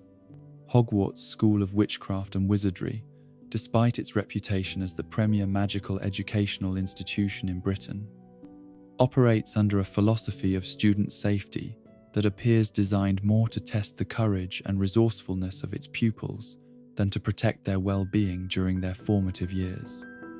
The castle's approach to security measures reveals a pattern of decisions so consistently dangerous that they suggest either profound incompetence in educational administration or a deliberate policy of exposing children to mortal peril as part of their magical education. In the gentle candlelight of evening reflection, we must examine how an institution entrusted with the care of hundreds of young minds could so systematically fail in its most basic responsibility. The protection of the Philosopher's Stone during Harry's first year exemplifies this troubling approach to security through a series of obstacles that seem designed more as teaching exercises than genuine barriers to adult infiltration. The challenges that await anyone seeking to reach the stone include a three-headed dog that could easily devour curious students, devil's snare that attempts to strangle intruders, flying keys that attack with razor-sharp wings, a chess set that employs actual violence against its players, a troll capable of crushing bones with casual blows, a logic puzzle that threatens death by poison, and finally a mirror that could trap seekers in endless contemplation. These defenses represent not security measures, but a gauntlet of potentially lethal trials that any first-year student might stumble upon during innocent exploration. The philosophical assumption underlying these protections appears to be that the best way to safeguard a valuable magical artifact is through obstacles that could kill children, rather than through methods that would merely exclude unauthorized access. Professional security would employ barriers that incapacitate rather than eliminate, that redirect rather than destroy, that discourage rather than devastate. Instead, Hogwarts chooses defenses that seem calculated to ensure that failure means death, transforming what should be protective measures into execution devices awaiting the merely curious. Fluffy, the three-headed dog, presents perhaps the clearest example of this misguided security philosophy, a creature whose presence in a school corridor creates an immediate threat to student life that far outweighs any protective value it might provide. The beast's placement on the third floor, accessible through nothing more than a locked door that first-year students regularly defeat with basic unlocking charms, represents a level of negligence that would result in criminal charges in any non-magical educational context. The idea that children might encounter such a creature during routine rule-breaking transforms minor disciplinary infractions into potential death sentences. The devil's snare that follows Fluffy in the protection sequence adds another layer of lethal threat that demonstrates the designer's apparent indifference to collateral casualties among the student population. This plant, which responds to panic by tightening its deadly grip, seems specifically chosen to prey upon the natural fear responses that children would experience when thrust into mortal danger. The knowledge required to escape its embrace represents advanced magical theory that most first-year students would lack, ensuring that discovery of the chamber would likely result in death rather than mere detention. The chess set enchanted by Professor McGonagall reveals perhaps the most disturbing aspect of the entire protection scheme, as it demonstrates that even the most responsible faculty members accepted the premise that lethal force was appropriate for safeguarding school property. The pieces, which physically attack and destroy each other with genuine violence, would inflict similar damage upon any humans who chose to participate in the game. The decision to require actual combat rather than intellectual competition alone speaks to a mindset that prioritizes dramatic challenge over human safety. The troll positioned as one of the obstacles presents additional evidence of the faculty's willingness to employ creatures capable of killing students as routine security measures. These beings, established throughout the series as possessing both the strength and inclination to murder humans without provocation, should never be brought onto school grounds under any circumstances. Their use as guardians transforms the protection of magical artifacts into a system that actively endangers the very students the school exists to serve. Severus Snape's contribution to the protection scheme, a logic puzzle accompanied by potions that promise death to those who choose incorrectly, reveals the arbitrary nature of these supposedly sophisticated defenses. The challenge, while intellectually demanding, could be solved by any competent wizard, given sufficient time and careful analysis.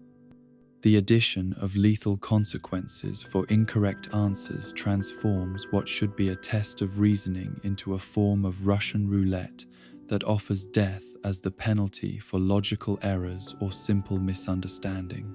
The Mirror of Erised, Dumbledore's final protection for the Philosopher's Stone, represents the only security measure that seems designed with genuine protective intent rather than lethal deterrence. The mirror's enchantment, which releases the stone only to someone who wants to find but not use it, demonstrates sophisticated magical thinking that makes the previous obstacles seem even more crudely conceived by comparison. The elegance of this psychological barrier raises questions about why similar, non-lethal protections were not employed throughout the entire sequence. Professor Quirrell's successful penetration of these defenses demonstrates their fundamental inadequacy against any reasonably competent adult wizard, revealing that the elaborate death trap serves neither its stated purpose of protection nor any educational function that would justify its dangers. An experienced defense against the dark arts teacher, even one possessed by Voldemort, navigates the obstacles with relative ease, suggesting that the only individuals likely to be killed by these protections are students whose curiosity exceeds their magical abilities. The incident that reveals the location of these dangerous obstacles through Professor Quirrell's dramatic entrance into the Great Hall represents another failure of basic security protocol that compounds the danger to students. His announcement about the troll in the dungeons, delivered with theatrical panic, creates exactly the kind of chaos that would drive curious students towards supposedly forbidden areas. The decision to inform the entire school about a specific threat while providing no details about appropriate responses virtually guarantees that some students will investigate rather than retreat. Dumbledore's response to Quirrell's announcement demonstrates the systematic nature of Hogwarts' approach to student endangerment, as he immediately orders all students to return to their common rooms without considering the implications for those whose accommodations are located in the very area where danger has been reported. The Slytherin students, housed in the dungeons where the troll supposedly roams, find themselves directed toward rather than away from the announced threat, creating a situation where official instructions would lead children directly into mortal peril. The password system that protects the Slytherin common room adds another layer of disturbing implications to the house's characterization within the school's social structure. The phrase "pure blood," chosen as the entry requirement for students' living quarters, represents not merely poor taste but active endorsement of supremacist ideology by the school administration. The decision to allow or require such passwords suggests institutional support for beliefs that directly contradict the stated values of magical education and social integration. The broader pattern of dangerous creature encounters throughout Harry's school years reveals that the Philosopher's Stone incident represents not an aberration but a consistent approach to student safety that prioritizes dramatic challenge over reasonable precaution. The Whomping Willow, planted on school grounds where students regularly pass, creates ongoing danger to anyone who approaches too closely, yet no adequate barriers or warning systems protect curious children from its violent responses. The Care of Magical Creatures curriculum, under both Hagrid and previous instructors, exposes students to beings capable of killing them through carelessness, malice, or simple animal instinct. Hippogriffs, while magnificent creatures, require careful protocol to approach safely, yet students receive minimal training before direct interaction. The presence of creatures like blast-ended scroots, whose explosive capabilities and aggressive nature make them unsuitable for educational settings, demonstrates how enthusiasm for magical creatures consistently overwhelms basic safety considerations. The Forbidden Forest, used regularly for detention despite its name and reputation, houses creatures that pose genuine threats to human life, including werewolves, giant spiders, and centaurs with complex and sometimes hostile relationships with human wizards. The decision to send misbehaving students into this environment as punishment transforms disciplinary action into potential death sentence, creating consequences vastly disproportionate to typical childhood infractions like being out of dormitory after hours. The defense against the dark arts position, cursed to ensure that no teacher lasts more than 1 year, creates educational instability that directly undermines student safety by preventing the development of consistent protective instruction. The school's knowledge of this curse, combined with their continued attempts to fill the position, demonstrates a willingness to sacrifice educational quality and teacher welfare for the sake of maintaining a curriculum that repeatedly proves dangerous to both instructors and students. The selection of defense against the dark arts teachers reveals either catastrophic failure in background investigation or deliberate acceptance of obviously unsuitable candidates for positions involving student welfare. Professor Quirrell, possessed by the most dangerous dark wizard in recent memory, taught students for an entire year while harboring their greatest enemy. Professor Lockhart, a fraud whose incompetence endangered students through ignorance and vanity, received appointment despite easily verifiable gaps in his claimed expertise. The Triwizard Tournament, hosted at Hogwarts during Harry's 4th year, represents the ultimate expression of the school's approach to education through mortal peril, as it brings life-threatening competition directly into the academic environment.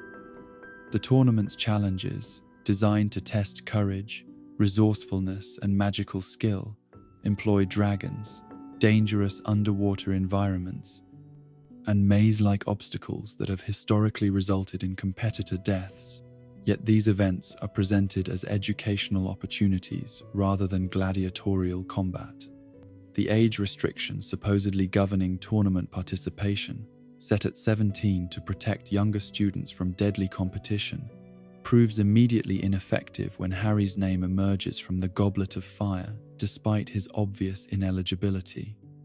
The binding magical contract that compels his participation demonstrates how the tournament's magical mechanics prioritize competitive obligation over participant safety, forcing an underage student into potentially lethal challenges regardless of circumstances. The tasks themselves reveal competitive design that seems calculated to maximize danger rather than test magical ability in controlled environments. The Dragon Challenge places competitors in direct combat with creatures capable of killing them instantly, while the underwater task creates scenarios where failure means drowning. The maze finale isolates competitors in an environment where they cannot receive assistance if challenges exceed their capabilities, essentially creating a survival scenario disguised as academic competition. The faculty's response to these dangers reflects institutional attitudes that normalize student endangerment as acceptable educational practice. Teachers who should prioritize student welfare instead focus on competitive fairness and tournament traditions that predate modern understanding of appropriate safety protocols. The willingness to allow children to face potentially lethal challenges in the name of magical education reveals philosophical priorities that place tradition and spectacle above human life. The broader implications of Hogwarts' approach to student safety extend beyond individual incidents to encompass questions about the school's fundamental purpose and methods. An institution that consistently exposes children to mortal danger while claiming educational intent creates cognitive dissonance that students, parents, and faculty appear to resolve by accepting risk as inherent to magical education, rather than questioning whether such risks serve genuine educational purposes. The normalization of injury and death as routine aspects of magical schooling creates psychological environments where students learn to expect violence and danger as natural elements of their development. This conditioning may prepare them for the genuine threats they will face as adult wizards, but it also traumatizes children who should be learning in environments that support rather than endanger their physical and emotional well-being. As we settle into contemplation of these institutional failures, Hogwarts emerges not as a nurturing educational environment but as a testing ground where survival serves as proof of worthiness for advancement to adult magical society. The castle's approach to student safety reflects broader cultural attitudes that view childhood not as a time for protection and development, but as preparation for a world where vigilance, courage, and quick thinking determine who lives and who dies. In the gentle flickering of these thoughts by firelight, we recognize that sometimes the institutions we trust most completely are those whose fundamental assumptions we examine least critically. Hogwarts' reputation for excellence may rest not on its educational methods, but on the heroic mythology that surrounds those who survive its dangerous embrace, creating legends from what should be seen as systematic institutional negligence. The castle stands in our imagination as a monument to the beautiful contradiction between the desire to protect children and the recognition that protection without challenge creates weakness that serves no one in a world where dangers are real and unavoidable. Perhaps the deepest magic of Hogwarts lies not in its curriculum or its faculty, but in its ability to transform institutional dysfunction into beloved tradition, creating loyalty to an institution that consistently endangers those it claims to serve. The wizarding economy presents a fascinating study in mathematical impossibility and systemic dysfunction, a financial structure so fundamentally divorced from practical reality that it challenges our understanding of how complex societies can sustain themselves through trade, production, and resource allocation. The magical world's approach to commerce, banking, and monetary policy reveals assumptions about value, wealth, and economic organization that seem designed more for narrative convenience than for the creation of a functioning financial system capable of supporting the elaborate civilization that supposedly depends upon it. The currency system itself embodies the arbitrary complexity that characterizes much of wizarding institutional design, employing conversion rates that seem calculated to frustrate rather than facilitate commercial exchange. The relationship between knuts, sickles, and galleons follows no logical mathematical progression, with 29 knuts equaling 1 sickle and 17 sickles comprising 1 galleon. These peculiar ratios create a monetary system where mental arithmetic becomes a specialized skill rather than a basic requirement for daily commerce, forcing wizards to perform complex calculations for simple transactions that should flow naturally through standardized decimal relationships. Hagrid's cheerful explanation to Harry that these conversion rates are easy enough reveals the magical world's casual acceptance of needless complexity as natural and inevitable. The suggestion that witches and wizards find such calculations convenient because they can perform them magically merely shifts the burden from mathematical simplicity to magical expenditure, requiring citizens to use their magical abilities for basic commercial functions that should require nothing more than elementary arithmetic. The establishment of Gringotts as the sole banking institution serving all of magical Britain creates a monopolistic financial structure that would be problematic in any functioning economy, but becomes absolutely catastrophic when examined against the demographic realities of wizarding society. A single bank attempting to serve every magical household, business, and institution across an entire nation would require operational capacity and infrastructure that seems impossible to maintain with the limited workforce and primitive technology that characterizes other aspects of magical commerce. The physical logistics of vault management alone present insurmountable challenges when multiplied across the thousands of accounts that Gringotts must maintain. The cart system that transports clients through underground tunnels to individual vaults suggests a transportation network of enormous complexity, yet there is no evidence of the engineering expertise or construction capacity that would be required to create and maintain such infrastructure. The bank appears to operate through magical solutions that are never explained or through goblin capabilities that remain conveniently mysterious. The security measures that protect Gringotts' vaults create their own set of economic contradictions, employing magical protections so sophisticated that they should represent enormous capital investments for each individual account. The dragons that guard high-security vaults, the curse work that protects valuable deposits, and the detection systems that identify unauthorized intrusions all require ongoing magical maintenance and creature care that would consume resources far exceeding the fees that normal banking operations could generate. The absence of modern financial instruments and services reveals an economic system that operates at a pre-industrial level despite serving a society with sophisticated magical capabilities. The lack of credit systems, loans, mortgages, or investment opportunities suggests either that wizards have never developed these financial innovations, or that magical society has deliberately rejected economic tools that could accelerate wealth creation and resource allocation. Efficiency. Harry's inherited fortune, described as a small mountain of gold coins accumulated over generations, represents wealth that should have profound implications for wizarding economic structure. Yet his spending patterns and their effects on local commerce receive no systematic examination. The casual expenditure of what appear to be substantial sums on school supplies and casual purchases suggests either that magical goods are extraordinarily inexpensive, or that Harry's wealth exceeds even the generous inheritance that his parents left behind.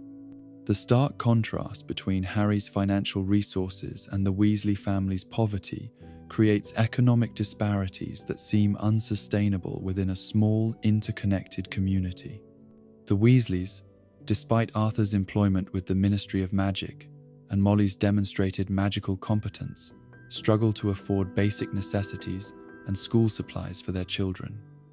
Their vault at Gringotts, containing perhaps £7 worth of currency, suggests income levels that would make survival difficult even without the added expenses of magical education and creature care. The purchasing power of galleons creates mathematical puzzles that become more problematic the closer they are examined. J.K.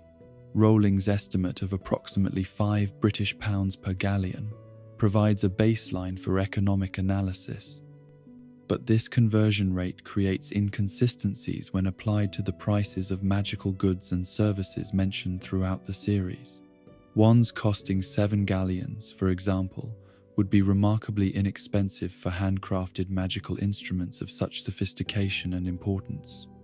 The intrinsic value of wizard currency compounds these economic contradictions through the use of precious metals, whose market value far exceeds their assigned monetary worth. Galleons made of solid gold would contain metal worth hundreds of dollars each at current precious metal prices, creating immediate arbitrage opportunities that should destabilize the entire monetary system. Rational economic actors would melt down coins for their metal content rather than using them as currency, leading to monetary collapse through commodity speculation. The international implications of this precious metal standard become particularly problematic when considering trade relationships between magical communities in different nations. Exchange rates between magical currencies would fluctuate based on precious metal markets rather than economic fundamentals, creating instability that would make international commerce nearly impossible to conduct profitably. The absence of international banking systems or currency exchange mechanisms suggests either that magical communities remain largely isolated from each other economically, or that crucial financial infrastructure exists but remains invisible to the narrative perspective. The manufacturing and production systems that should underlie magical commerce remain largely mysterious throughout the series, creating questions about how goods are created, distributed, and priced within wizarding society. The absence of visible factories, mass production facilities, or industrial infrastructure suggests either that magical methods eliminate the need for conventional manufacturing, or that the magical economy operates at a craft production level that could not sustain the variety and quantity of goods that appear available in Diagon Alley. The Quidditch World Cup's attendance figures create demographic impossibilities that call into question the entire foundation of wizarding economic analysis. 100,000 spectators attending a single sporting event implies a magical population far larger than other evidence suggests, or consumption patterns so concentrated around entertainment that they distort normal economic relationships. The infrastructure required to accommodate such crowds, transportation, accommodation, food service, and security would require industrial capacity that seems inconsistent with other aspects of magical society. The Weasley family's financial struggles become even more puzzling when examined against Arthur's employment with the Ministry of Magic and the apparent absence of major expenses that burden non-magical households. Without mortgage payments, utility bills, or automotive expenses, the Weasleys' inability to afford school supplies and decent robes suggests either that ministry salaries are unconscionably low or that magical households face hidden expenses that are never adequately explained. The gambling behavior exhibited during the Quidditch World Cup reveals attitudes toward money and risk that seem inconsistent with the financial constraints that supposedly govern wizarding life. Arthur Weasley's willingness to wager what represents most of his family's liquid assets on a sporting event suggests either that the stakes are lower than they appear, or that wizarding culture has developed different relationships with financial risk that reflect magical society's unique economic realities. The twins' life savings, wagered so casually on Quidditch outcomes, represent accumulated wealth that should have taken years to acquire through legitimate means available to Hogwarts students. The source of their funds remains mysterious, suggesting either that students have access to income opportunities that are never mentioned, or that the amounts involved are smaller than they appear when translated into real-world economic equivalents. The absence of economic specialization beyond the shopkeepers of Diagon Alley suggests a society that has failed to develop the division of labor that characterizes advanced economies. The apparent ability of most adult wizards to perform any magical task with sufficient effort eliminates the efficiency gains that drive economic development in non-magical societies. Such magical versatility should create entirely different economic relationships, yet wizarding society appears to operate according to pre-industrial models that seem inadequate for supporting its apparent sophistication.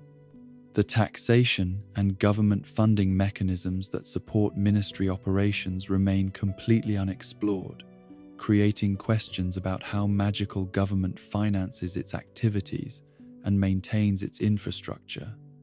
The absence of visible tax collection systems or public revenue sources suggests either that magical government operates with minimal resources or that funding mechanisms exist through magical means that are never explained. The international trade relationships that should connect magical Britain to other magical economies receive minimal attention despite evidence that magical communities exist worldwide. The absence of discussion about imports, exports, or trade balances suggests either that magical societies remain economically isolated from each other, or that magical production methods eliminate the comparative advantages that normally drive international commerce. The real estate market that should govern magical property ownership and transfer appears to operate through informal mechanisms that seem inadequate for managing valuable assets like homes, shops, and land. The absence of mortgage systems, property taxes, or real estate professionals suggests either that magical property changes hands through non-economic means, or that crucial market infrastructure exists but remains invisible to outside observers. The insurance and risk management systems that should protect magical businesses and individuals from the various dangers that characterize wizarding life appear to be entirely absent from magical commerce. The lack of accident insurance, property protection, or liability coverage suggests either that wizarding society accepts risks that would be uninsurable in non-magical contexts, or that magical solutions eliminate the uncertainties that normally require financial hedging. The retirement and pension systems that should provide economic security for aging wizards remain completely mysterious, creating questions about how magical society supports its elderly members and manages intergenerational wealth transfer. The absence of visible retirement planning or pension administration suggests either that wizards possess extended lifespans that eliminate normal retirement needs, or that informal family support systems replace institutional financial planning. The education funding that supports Hogwarts operations represents another unexplored aspect of wizarding economics. as the school's apparent lack of tuition charges suggests either that magical education receives public funding or that the institution possesses endowments large enough to support its operations indefinitely. The absence of discussion about educational costs or funding sources seems particularly problematic, given the elaborate magical infrastructure that the school maintains. As we drift through these contemplations of economic impossibility, like autumn leaves carried by gentle breezes, the wizarding economy emerges not as a functioning financial system, but as a curious artifact of storytelling that prioritizes dramatic convenience over mathematical coherence. The magical world's approach to commerce and currency reveals the beautiful absurdity that emerges when narrative necessity encounters economic reality, creating systems that charm us with their whimsical complexity while defying every principle of sustainable financial organization. In the quiet hours when monetary concerns fade into the background of more immediate human needs, we recognize that perhaps the greatest magic lies not in creating functioning economies, but in crafting stories so engaging that readers willingly suspend their understanding of how money, trade, and commerce actually work in favor of adventures that transcend such mundane considerations. The clink of galleons in leather pouches becomes not the sound of a working economy, but the musical accompaniment to dreams where wealth means freedom rather than arithmetic, where financial security flows from inheritance rather than industry, and where the most precious treasures cannot be counted in any currency that banks would recognize.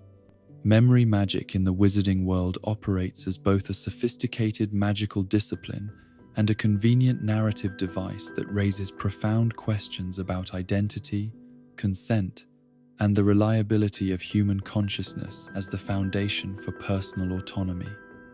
The casual manipulation of memories throughout the series reveals a magical society that treats the alteration of human consciousness as routine practice while simultaneously depending on memory as the basis for legal testimony, personal relationships, and individual identity. These contradictions create ethical dilemmas that the magical world appears reluctant to acknowledge or address systematically. Hermione's modification of her parents' memories before departing on the Horcrux hunt represents perhaps the most emotionally complex application of memory magic in the entire series. Yet her later claim of inexperience with such spells creates a contradiction that undermines either her earlier competence or her subsequent honesty. The sophisticated nature of the magic she performs on her parents extends far beyond simple memory removal to encompass complete identity reconstruction, implanting false names, life histories, and motivations so thoroughly that her parents accept emigration to Australia as their own deeply held ambition. The psychological complexity of such comprehensive memory modification requires magical abilities that should represent years of specialized study and practice. Hermione doesn't merely erase her parents' knowledge of her existence, but creates replacement memories coherent enough to motivate major life decisions and sustain new identities under the scrutiny of daily life. The creation of believable false memories requires understanding of personality, psychology, and the intricate ways that individual experiences shape character development over time. Yet when confronted with captured Death Eaters in Tottenham Court Road, Hermione expresses uncertainty about memory charms with the hesitation of someone encountering unfamiliar magic for the first time. Her claim that she has never performed a memory charm contradicts not only her recent work on her parents, but the theoretical knowledge that such work would require. The discrepancy suggests either that she considers her parents' treatment to be fundamentally different from standard memory modification, or that the complexity of what she accomplished has been insufficiently recognized by both the character and the narrative.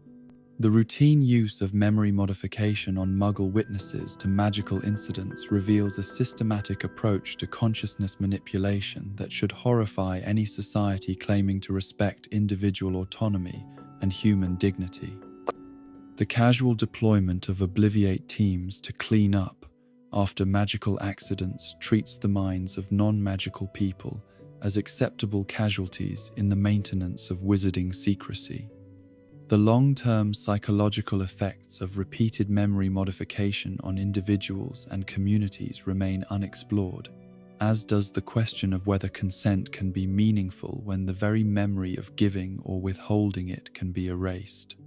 Gilderoy Lockhart's expertise in memory modification, before his dramatic accident with Ron's broken wand, demonstrates how memory magic can become a tool for personal advancement through the systematic theft of others. Accomplishments. His career, built entirely on stolen memories and fabricated achievements, reveals how easily memory magic can be weaponized for fraud, plagiarism, and identity theft. The fact that he maintained his deception for years while holding positions of public trust suggests either that memory modification is extremely difficult to detect or that magical society lacks adequate safeguards against such abuse. The permanence of memory damage that Lockhart suffers after his spell backfires raises questions about the reversibility of memory magic that have implications for every application of such techniques throughout the series. If memory modification can cause irreversible psychological damage, then every casual use of Obliviate represents a potentially catastrophic risk to the victim's long-term mental health. The normalization of such risks in magical law enforcement and secrecy maintenance suggests attitudes toward human consciousness that seem fundamentally incompatible with ethical governance. The reliability of extracted memories as evidence in magical trials becomes particularly problematic when we consider how easily memories can be modified, fabricated, or corrupted through magical intervention. Professor Slughorn's tampered memory of his conversation with Tom Riddle demonstrates how even partial memory modification can obscure crucial information for decades. Yet magical society appears to treat memories as reliable evidence without adequate consideration of their potential corruption. The Pensieve technology that allows memories to be extracted, stored, and viewed by others creates additional complications for privacy, consent, and the ownership of personal experience. The ability to remove memories from their original context and examine them from external perspectives transforms private thoughts and experiences into potential public property. The question of who owns memories once they have been extracted, and whether individuals can consent to sharing experiences that may reveal information about others, remains entirely unexplored. Veritaserum represents another form of consciousness manipulation that magical society employs routinely despite its obvious implications for mental autonomy and self-determination. The potion's ability to compel truthful answers eliminates the possibility of meaningful silence or privacy during interrogation, yet it appears to be used without the ethical safeguards that should govern such powerful violations of mental freedom. The casual mention of Veritaserum as a standard interrogation tool suggests that magical law enforcement prioritizes information extraction over individual rights in ways that should be deeply troubling to any civilized society. The interaction between memory magic and other forms of mental manipulation creates cascading effects that compound the ethical problems inherent in consciousness alteration. Individuals who have been subjected to imperious curse control may have memories of actions they performed without true consent, while those affected by love potions may retain memories of emotions and decisions that were artificially induced. The layering of different magical influences on human consciousness creates situations where the boundaries between authentic experience and magical manipulation become impossible to distinguish. The training and regulation of memory magic practitioners remain completely mysterious throughout the series, despite the profound responsibilities that such abilities entail. The absence of licensing systems, ethical guidelines, or oversight mechanisms suggests either that memory magic is considered too dangerous to regulate formally, or that magical society has failed to develop appropriate frameworks for governing abilities that can fundamentally alter human consciousness.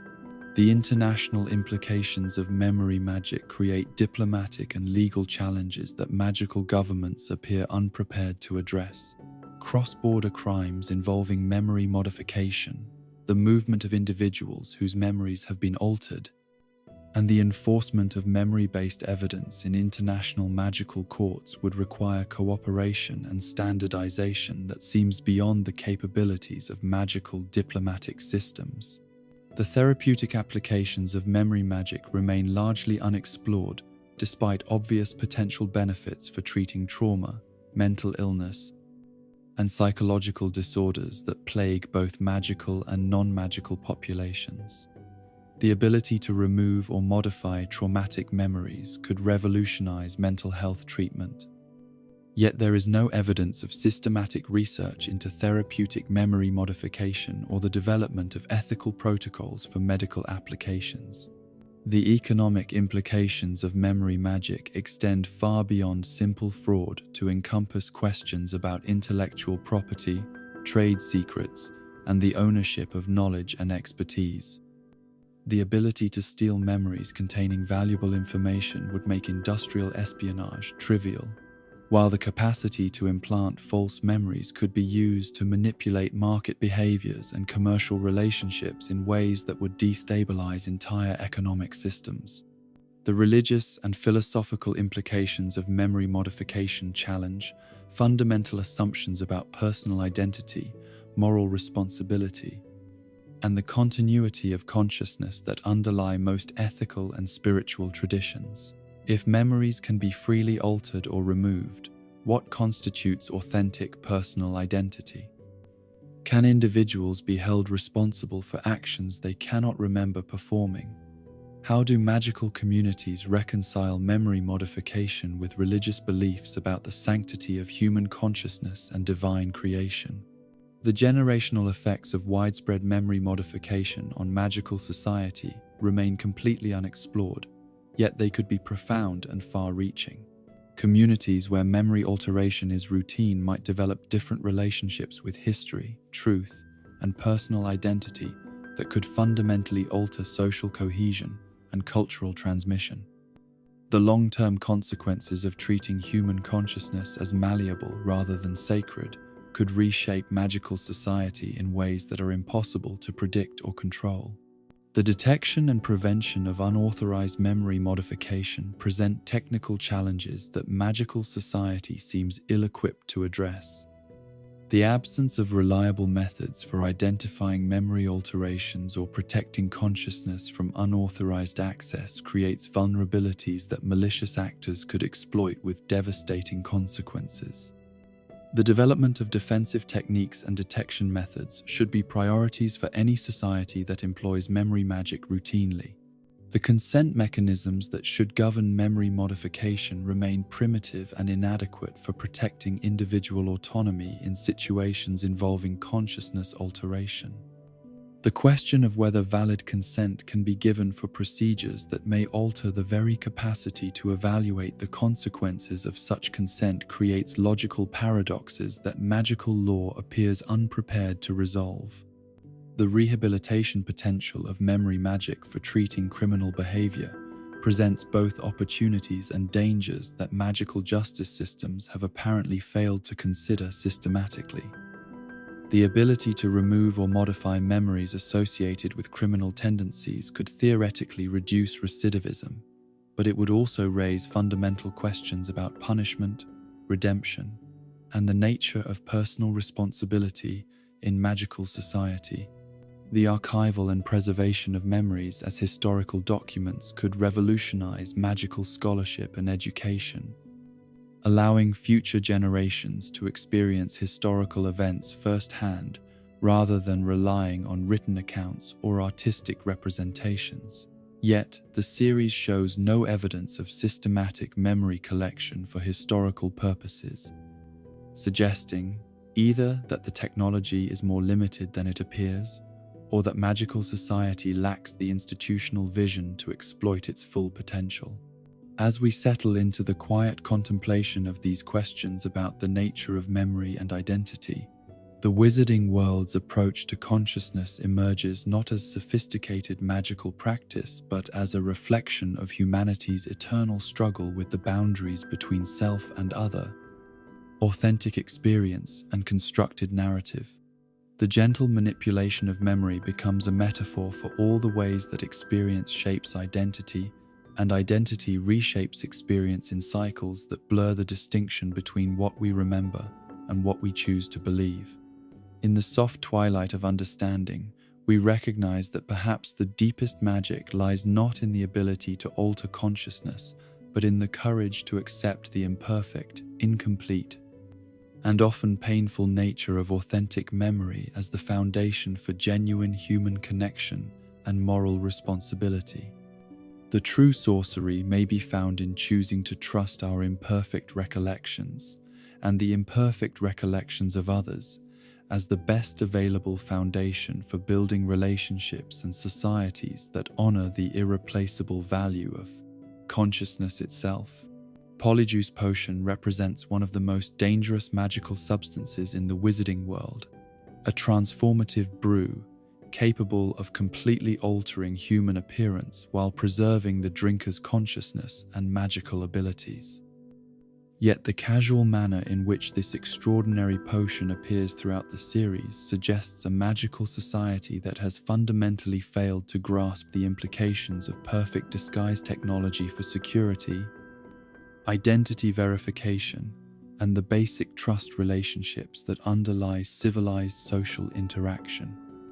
The gentle bubbling of cauldrons cannot mask the profound breakdown of institutional safeguards that Polyjuice potion should have precipitated long before Harry Potter's generation encountered its effects.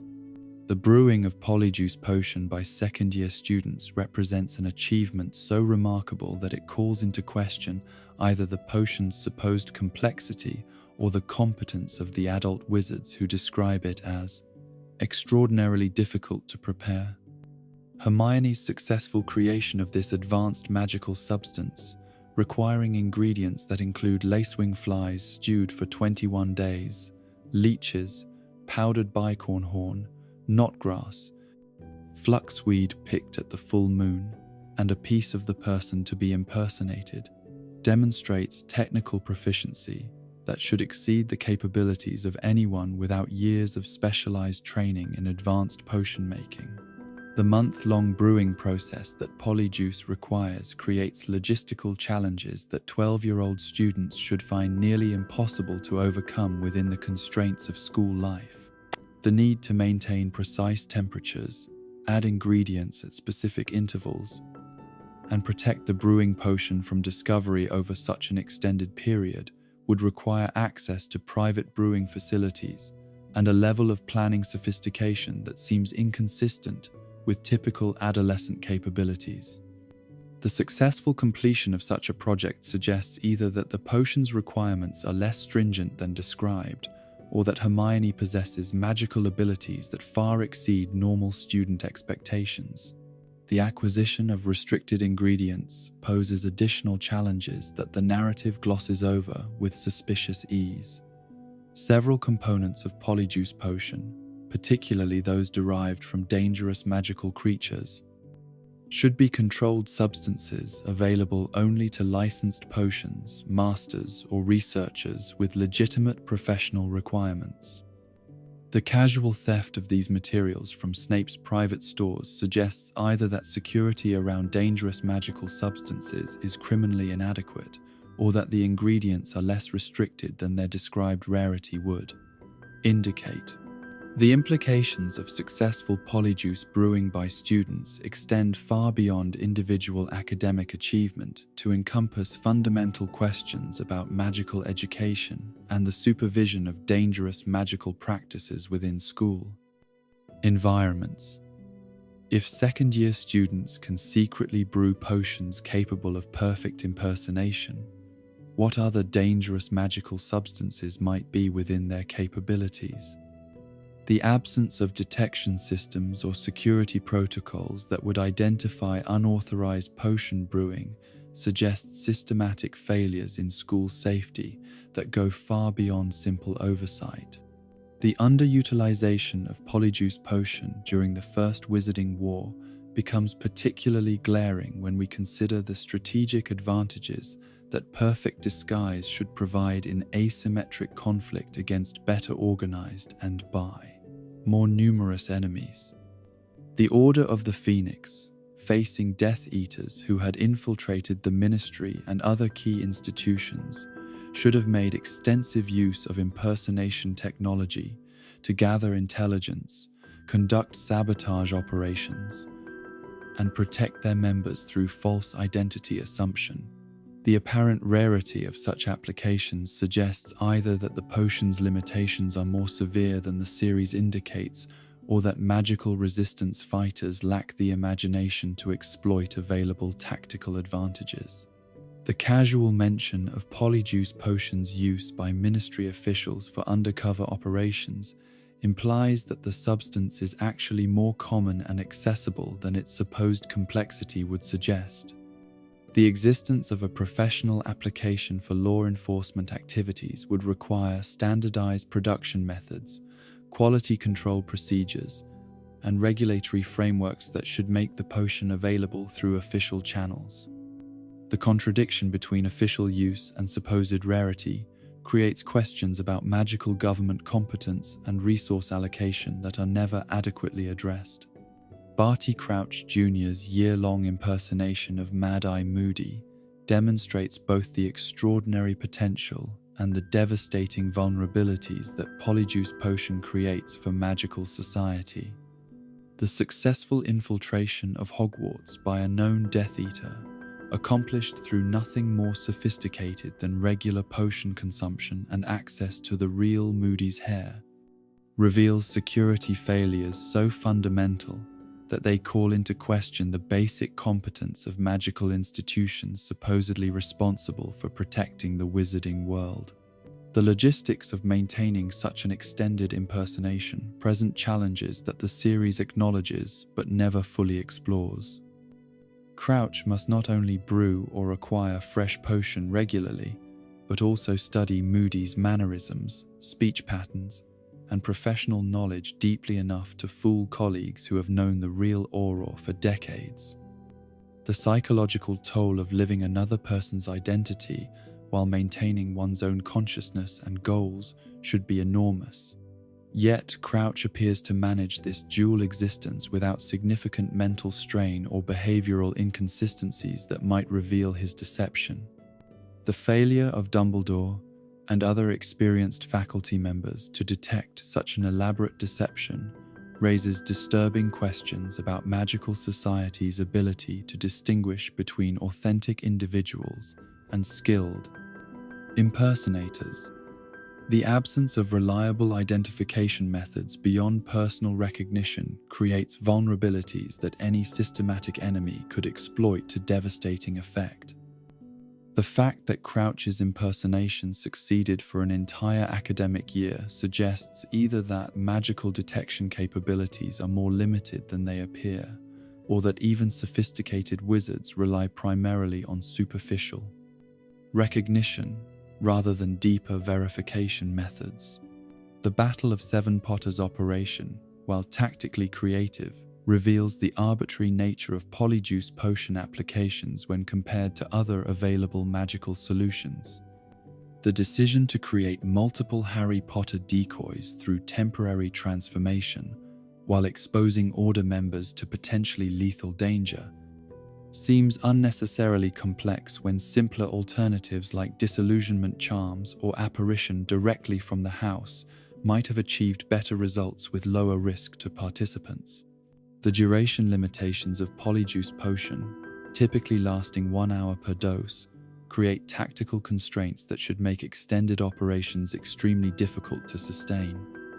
The need for regular redosing would leave impersonators vulnerable during transition periods when their true appearance might be revealed.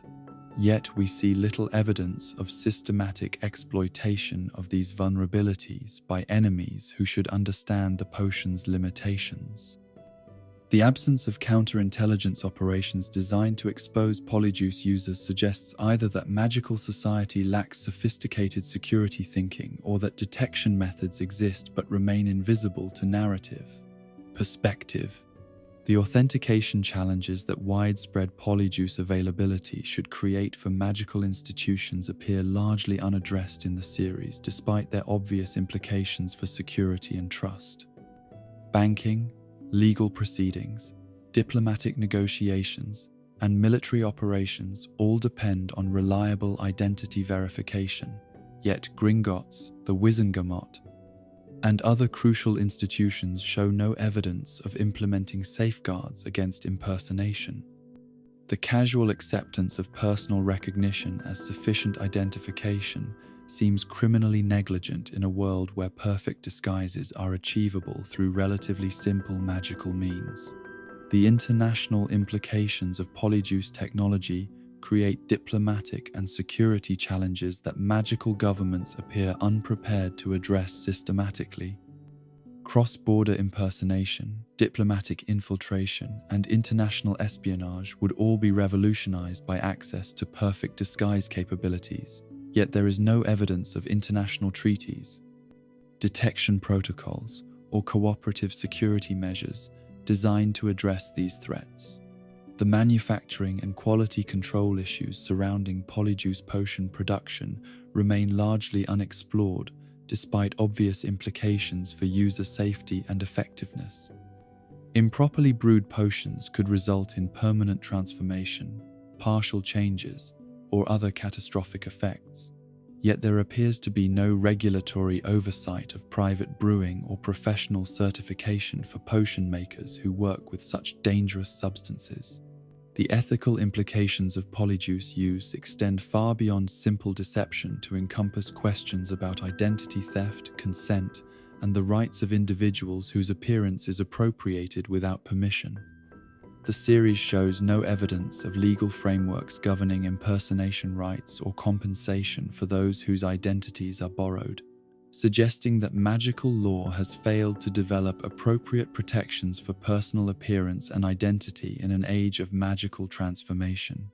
The psychological effects of extended Polyjuice use on both users and their targets deserve consideration that the series never provides.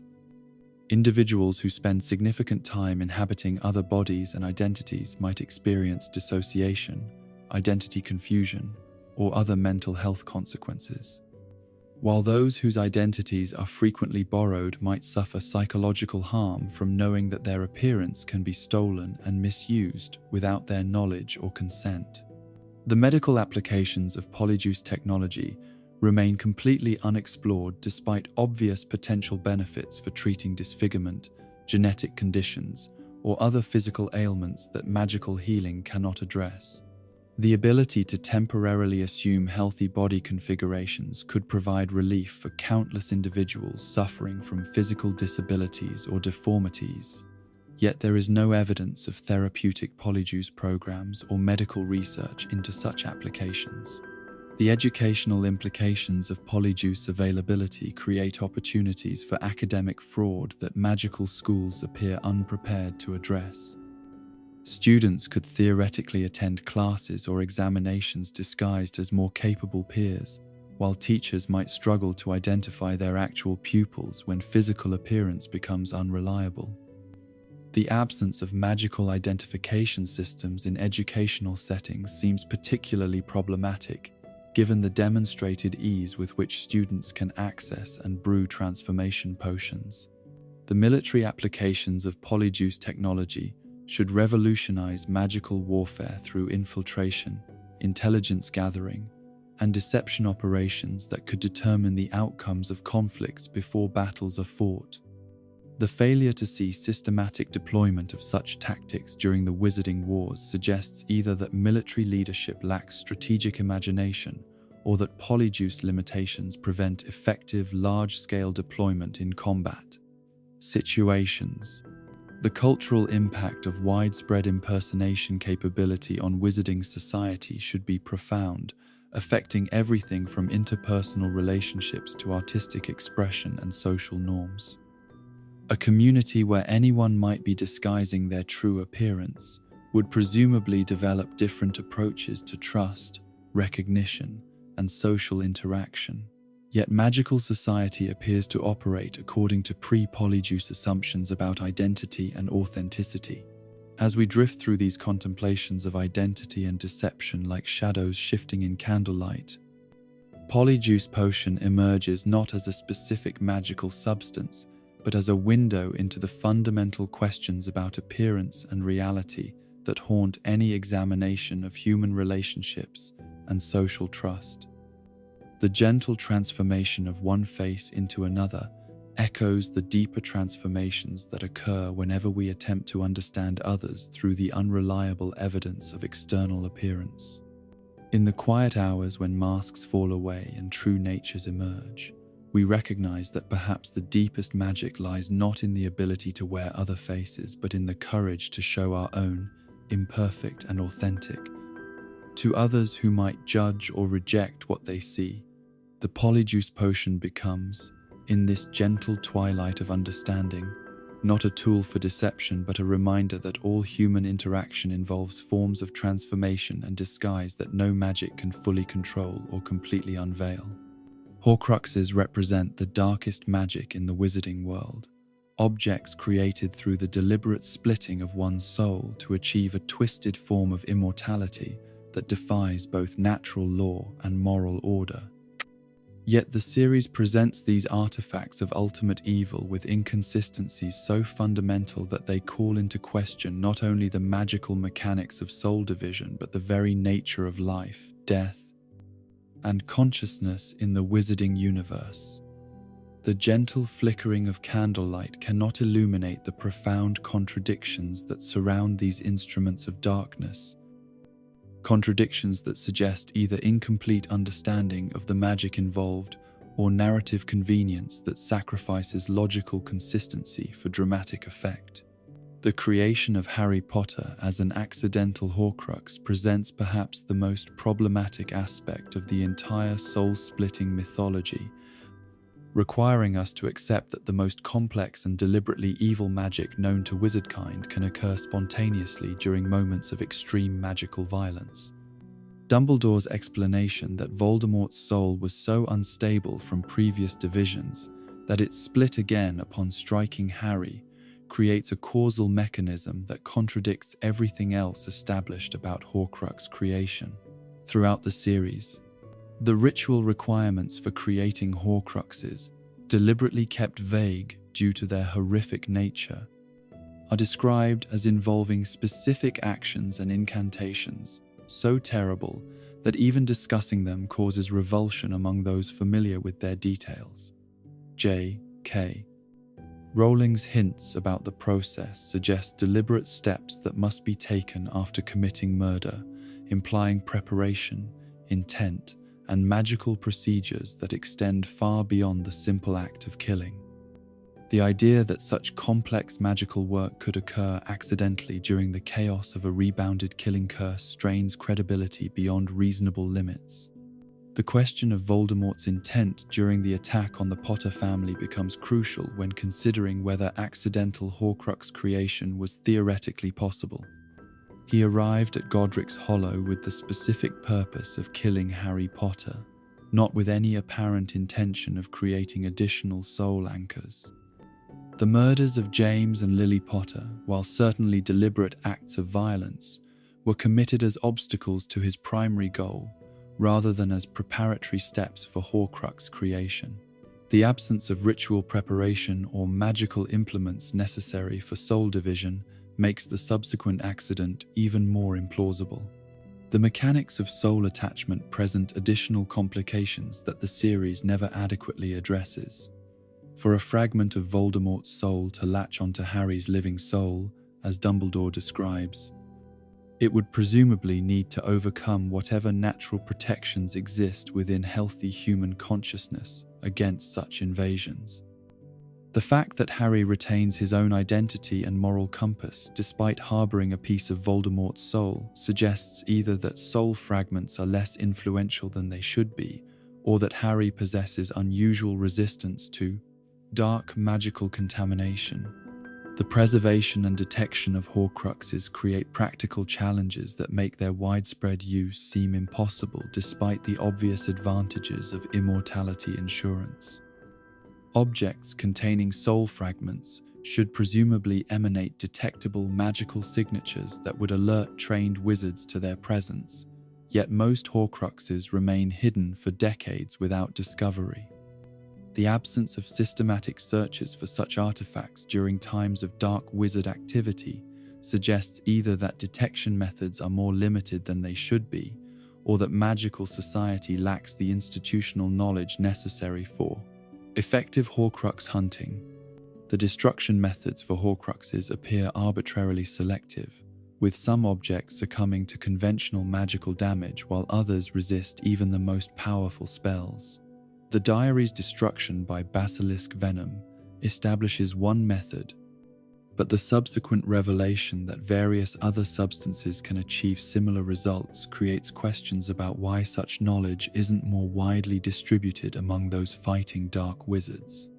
The apparent rarity of effective destruction techniques seems inconsistent with the importance of eliminating such dangerous magical artifacts.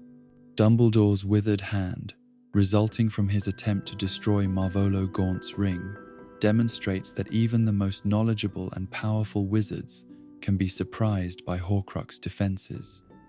The curse that affects him appears to be separate from the soul fragment itself, suggesting that Horcrux creators can layer additional protections around their immortality anchors. The sophistication of such defenses implies magical knowledge and preparation that should make Horcrux creation accessible only to the most advanced dark wizards. Yet the series suggests that the technique is known to multiple individuals. The psychological effects of creating Horcruxes on their makers present contradictions that undermine the internal logic of soul division. Voldemort's physical transformation, described as a consequence of his repeated soul splitting, suggests that the process creates observable changes in those who practice it. Yet other suspected Horcrux creators, such as Herpo the Foul from ancient times, apparently managed to conceal their activities without attracting the attention that such physical alterations should have generated. The number of Horcruxes that Voldemort creates reflects his obsession with numerological significance rather than practical considerations about soul division and management. The choice to create 6 intentional Horcruxes plus his main soul, achieving a 7-part division, prioritizes symbolic meaning over magical stability. The idea that souls can be divided with such mathematical precision suggests either that consciousness is more mechanistic than typically conceived, or that the series has oversimplified the mystical aspects of life force and identity. The convenience with which the trio discovers and destroys most of Voldemort's Horcruxes strains credibility when considered against the effort that their creator invested in hiding and protecting them. Artifacts that should have been concealed beyond discovery are located through a combination of research, intuition, and fortunate circumstance that seems inadequate given their importance to the Dark Lord's survival strategy. The successful identification of objects that Voldemort spent decades selecting and concealing suggests either that his hiding methods were less sophisticated than they should have been, or that the protagonists possess investigative capabilities that exceed reasonable expectations. The locket's psychological influence on its carriers, causing depression, anger, and interpersonal conflict among the trio, establishes that Horcruxes actively affect those who handle them. Yet this pattern of negative influence appears inconsistent across different soul containers, with some artifacts causing obvious problems, while others remain essentially inert until deliberately activated. The diary's ability to possess Ginny Weasley represents the extreme end of Horcrux influence, while other objects seem content to remain passive unless directly threatened. The protective measures surrounding individual Horcruxes vary so dramatically in sophistication and effectiveness that they suggest either poor planning by their creator or arbitrary scaling of difficulty for dramatic purposes. The elaborate protections surrounding the locket in the cave, including an army of inferi and a potion that causes terrible suffering, contrast sharply with the relatively simple concealment of other artifacts. Such inconsistency in security measures seems uncharacteristic of someone as paranoid and methodical as Voldemort. The timeline for Horcrux creation presents logistical challenges that the series never fully explores. The process of identifying suitable objects, preparing the necessary rituals, and performing the actual soul divisions would require extended periods of privacy and preparation that should leave traces detectable by competent magical investigators. Voldemort's ability to create multiple Horcruxes while maintaining his public persona, as Tom Riddle suggests, either that the process is simpler than described or that he possessed resources and capabilities that exceeded those available to other dark wizards. The storage and maintenance requirements for objects containing soul fragments remain completely unexplored despite obvious implications for their long-term viability. Soul containers that must remain functional for decades or centuries would presumably require some form of magical preservation or maintenance to prevent deterioration that could damage or destroy the soul fragments they contain. The absence of any mention of such requirements suggests either that souls are more resilient than they appear, or that crucial aspects of Horcrux care have been omitted from the narrative. The detection of Harry's Horcrux status by Dumbledore represents investigative work that should have been extraordinarily difficult given the concealed nature of his condition. The headmaster's ability to recognize and understand Harry's unique situation, despite having no previous experience with accidental soul division, suggests either remarkable intuitive abilities or access to information sources that are never explained. The process by which Dumbledore reaches his conclusions about Harry's nature deserves more detailed explanation than the series provides. The interaction between multiple Horcruxes within the same vicinity creates questions about magical interference and resonance effects that could complicate their detection and destruction. The presence of multiple soul fragments in close proximity should presumably create detectable magical disturbances or interactions, yet the trio carries and handles various Horcruxes without apparent magical interference between them. The absence of such effects suggests either that soul fragments are more isolated than they appear, or that important magical principles remain unexplained. The moral implications of Horcrux destruction extend beyond simple elimination of dark artifacts to encompass questions about the rights of soul fragments and the ethics of destroying what might be considered forms of consciousness. While the fragments of Voldemort's soul are certainly evil, they represent portions of a living being's essential nature, raising philosophical questions about whether their destruction constitutes a form of murder or mercy killing that magical law appears unprepared to address. The international implications of Horcrux knowledge suggest that information about soul division should be either closely guarded or completely suppressed to prevent proliferation of immortality magic among dark wizards worldwide. The apparent restriction of such knowledge to a small number of individuals implies either effective information control or natural limitations on who can successfully perform such magic. The mechanisms that prevent widespread Horcrux creation remain mysterious despite their obvious importance for magical security. The educational aspects of Horcrux knowledge present challenges for magical institutions that must balance the need to prepare students for dark arts encounters against the risk of providing information that could be misused. The complete absence of Horcrux education in standard curricula suggests either that the knowledge is considered too dangerous for academic discussion, or that magical schools lack adequate frameworks for teaching about ultimate evil in responsible ways. The historical precedents for Horcrux creation and destruction should provide valuable case studies for understanding the magic involved. Yet the series presents such artifacts as extremely rare phenomena rather than documented magical practices with established countermeasures. The absence of historical research into soul division and its consequences suggests either that magical scholars lack curiosity about dark arts or that information about Horcruxes has been systematically suppressed to prevent their proliferation. As we settle into contemplation of these darkest mysteries, the inconsistencies surrounding Horcruxes emerge not as simple plot holes but as reflections of the fundamental difficulty in creating coherent mythology around concepts that transcend normal human experience. The gentle darkness of evening reminds us that some forms of evil resist systematic explanation, existing at the edges of understanding where logic meets the incomprehensible. In the quiet hours when shadows deepen and certainties fade, we recognize that perhaps the deepest truth about ultimate evil is not its magical mechanics, but its essential incomprehensibility to minds that remain connected to light and love.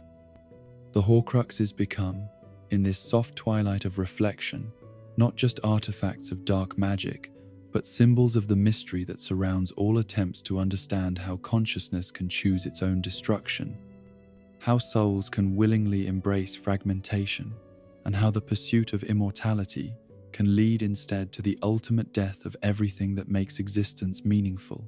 The International Statute of Secrecy stands as perhaps the most ambitious magical legislation ever conceived, a comprehensive framework designed to separate the wizarding and non-magical worlds so completely that each can exist in ignorance of the other's activities and capabilities. Yet the daily violations of this fundamental law throughout the Harry Potter series reveal a system of concealment so riddled with compromises, oversights, and practical impossibilities that its continued effectiveness seems to depend more on willing suspension of disbelief by non-magical populations than on any coherent magical enforcement mechanism. The gentle morning mist cannot obscure the profound structural failures that characterize wizarding society's approach to maintaining one of history's most elaborate conspiracies of silence. The Quidditch World Cup represents perhaps the most glaring violation of secrecy principles, as it requires the gathering of 100,000 magical spectators in a location that must somehow remain invisible to the extensive surveillance capabilities of modern non-magical society. The decision to hold this massive international gathering at a Muggle-owned campground creates logistical nightmares that extend far beyond simple concealment to encompass crowd control, waste management, transportation infrastructure, and emergency services for an event larger than most music festivals or sporting competitions. The magical concealment required to hide such an enormous gathering from satellite imagery, aerial surveillance, and ground-based observation would need to operate with perfect reliability for extended periods while accommodating the magical signatures of tens of thousands of individual wizards. The energy requirements for maintaining illusions of such scope and duration should be enormous, yet there is no evidence of the magical infrastructure or coordinated casting that such concealment would require. The casual manner in which this international event proceeds suggests either that magical concealment capabilities far exceed what the series demonstrates elsewhere, or that the practical challenges of hiding large-scale magical activities have been vastly underestimated. The night bus presents another systematic violation of secrecy that operates openly on public roads throughout Britain, apparently invisible to the millions of non-magical drivers who should encounter it during routine travel. The bus's ability to squeeze between other vehicles, leap across intersections, and travel at impossible speeds while remaining undetected by traffic cameras, police patrols, and ordinary motorists requires magical concealment, so sophisticated and continuous that it should represent a major drain on magical resources. The psychological impact on non-magical drivers who experience near misses with invisible magical vehicles should create patterns of reported incidents, insurance claims, and traffic investigations that would eventually attract official attention despite memory modification efforts. The accumulated stress of repeated encounters with inexplicable traffic phenomena would presumably leave traces in accident reports, medical records, and public safety statistics that should alert non-magical authorities to the presence of hidden factors affecting road safety. Platform 9 3/4, located within one of London's busiest transportation hubs, represents a permanent breach of secrecy that operates in plain view of thousands of non-magical travellers daily. The platform's concealment requires not only visual invisibility but also magical barriers that prevent accidental discovery by non-magical individuals who might stumble into the magical space while navigating King's Cross. Station. The engineering challenges of maintaining a hidden platform within existing railway infrastructure should create structural anomalies detectable through modern architectural surveys and safety inspections. The loading of the Hogwarts Express, involving hundreds of students and their families gathering at a supposedly non-existent platform, creates crowd management challenges that should be impossible to conceal from station security, railway personnel, and ordinary travelers. The movement of luggage, pets, and magical equipment through a busy public space without detection would require coordination and magical concealment on a scale that seems incompatible with the casual manner in which families approach the platform. Diagon Alley's entrance through the leaky cauldron presents similar challenges on a smaller but more persistent scale, as it requires the daily passage of magical individuals through a London pub that must somehow remain invisible to non-magical pedestrians on one of the city's busiest shopping streets. The foot traffic, deliveries, and commercial activities associated with an entire magical shopping district should create observable patterns that would eventually attract attention despite concealment efforts.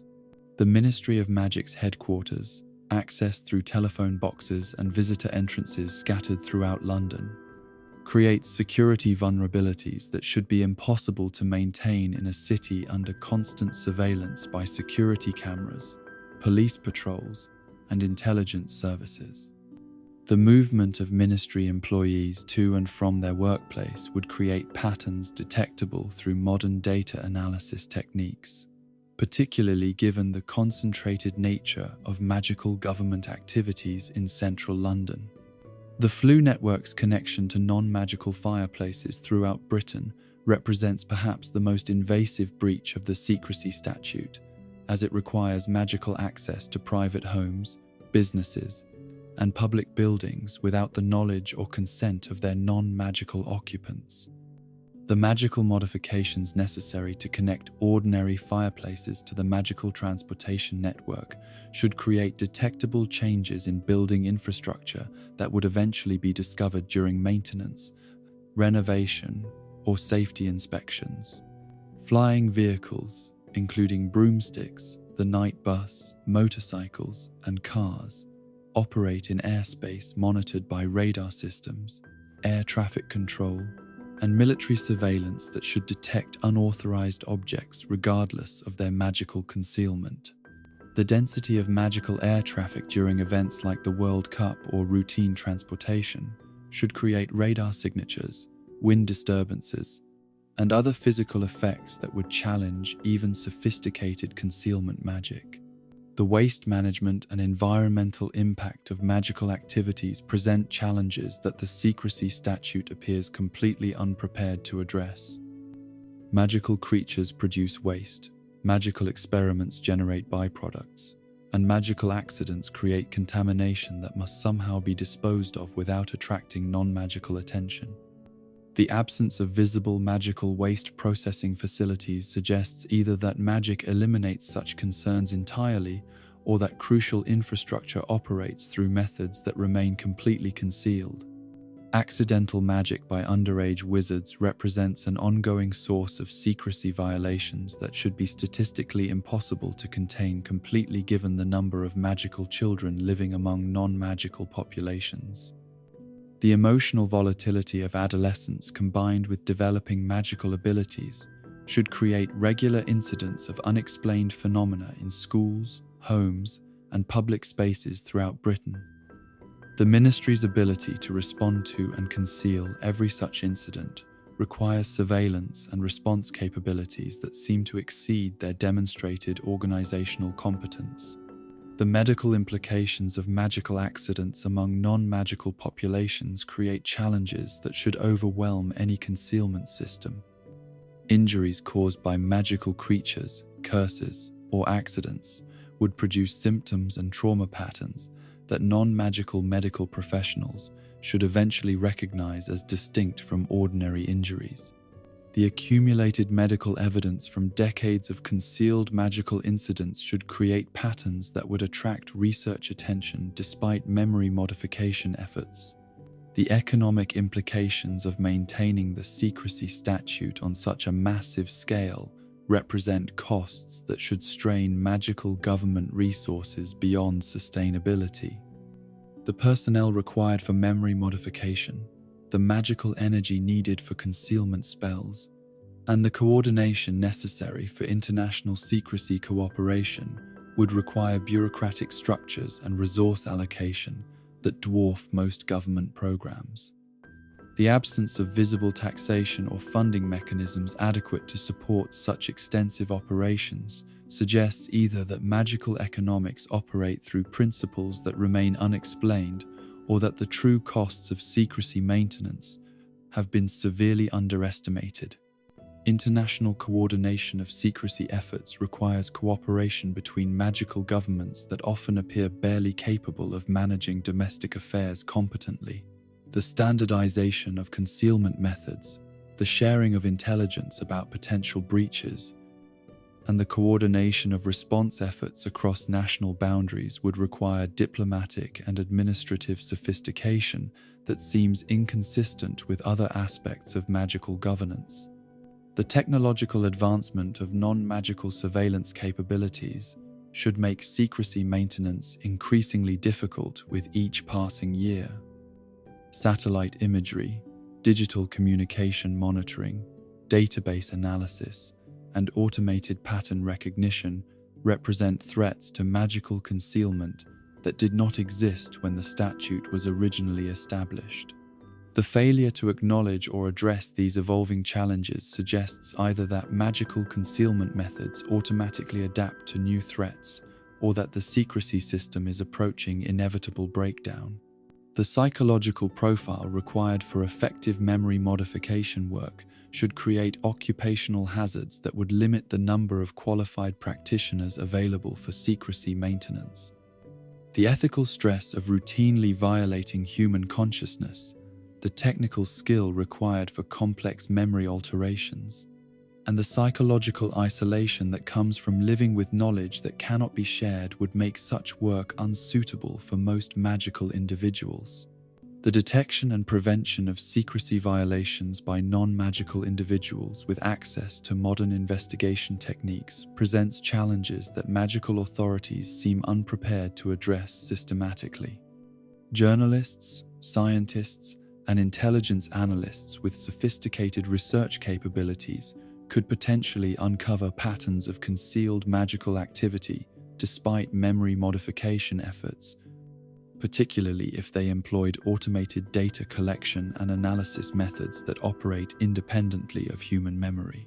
The cultural impact of maintaining such extensive deception on magical society itself deserves consideration that the series never provides. Living in constant awareness that one's entire way of life depends on elaborate concealment from the majority of humanity should create psychological pressures and ethical conflicts that would shape magical culture in profound ways.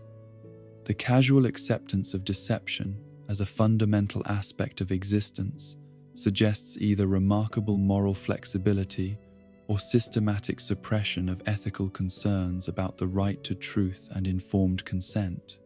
The generational sustainability of secrecy maintenance requires each new cohort of magical children to internalize the importance of concealment, despite having no direct experience of the consequences that led to the statute's creation.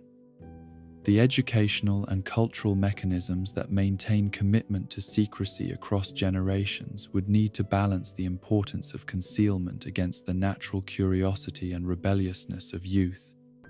particularly in an age when non-magical technology offers unprecedented opportunities for evidence, collection, and distribution. As we drift through these contemplations of concealment and revelation, like fog rolling across ancient landscapes, the international statute of secrecy emerges not as a coherent policy framework, but as a testament to the power of collective willful blindness and the human capacity to ignore evidence that challenges comfortable assumptions about reality. The gentle rustle of turning pages in libraries where truth is catalogued but not acknowledged echoes our recognition that perhaps the greatest magic lies not in concealment but in the ordinary miracle of societies that can function, despite being built upon foundations of systematic deception. In the quiet hours when masks fall away and true natures emerge, we understand that the deepest mystery may not be how magical society remains hidden, but why non-magical society seems so determined to remain ignorant of mysteries that surround it daily. The statute succeeds not because magical concealment is perfect, but because humanity possesses an infinite capacity for explaining away the inexplicable, for forgetting the unforgettable, and for choosing comfortable lies over inconvenient truths that would require acknowledging how little we truly understand about the world in which we live. As we reach the end of our gentle exploration through these logical labyrinths, remember that every beloved story carries within it the seeds of its own contradictions. These inconsistencies we've wandered through tonight are not flaws to be scorned, but rather the natural consequence of a world so rich and expansive that even its creator could not hold every thread simultaneously. Like ancient castles whose stones have shifted with time, creating gaps and passages that were never planned, the Harry Potter universe has grown beyond the boundaries of perfect consistency into something far more interesting, a living mythology that invites questions as much as it provides answers. In the quiet hours before dawn, as you drift between waking and sleeping, let these gentle puzzles remind you that mystery itself has value. Not every question requires an answer, not every door needs to be opened, and not every plot hole needs to be filled. Sometimes the most beautiful aspect of a story is not its perfection but its humanity, the way it reflects our own beautiful, contradictory, wonderfully imperfect world. Sleep well, knowing that in dreams, all logic is flexible, all magic is possible, and all stories end exactly as they should.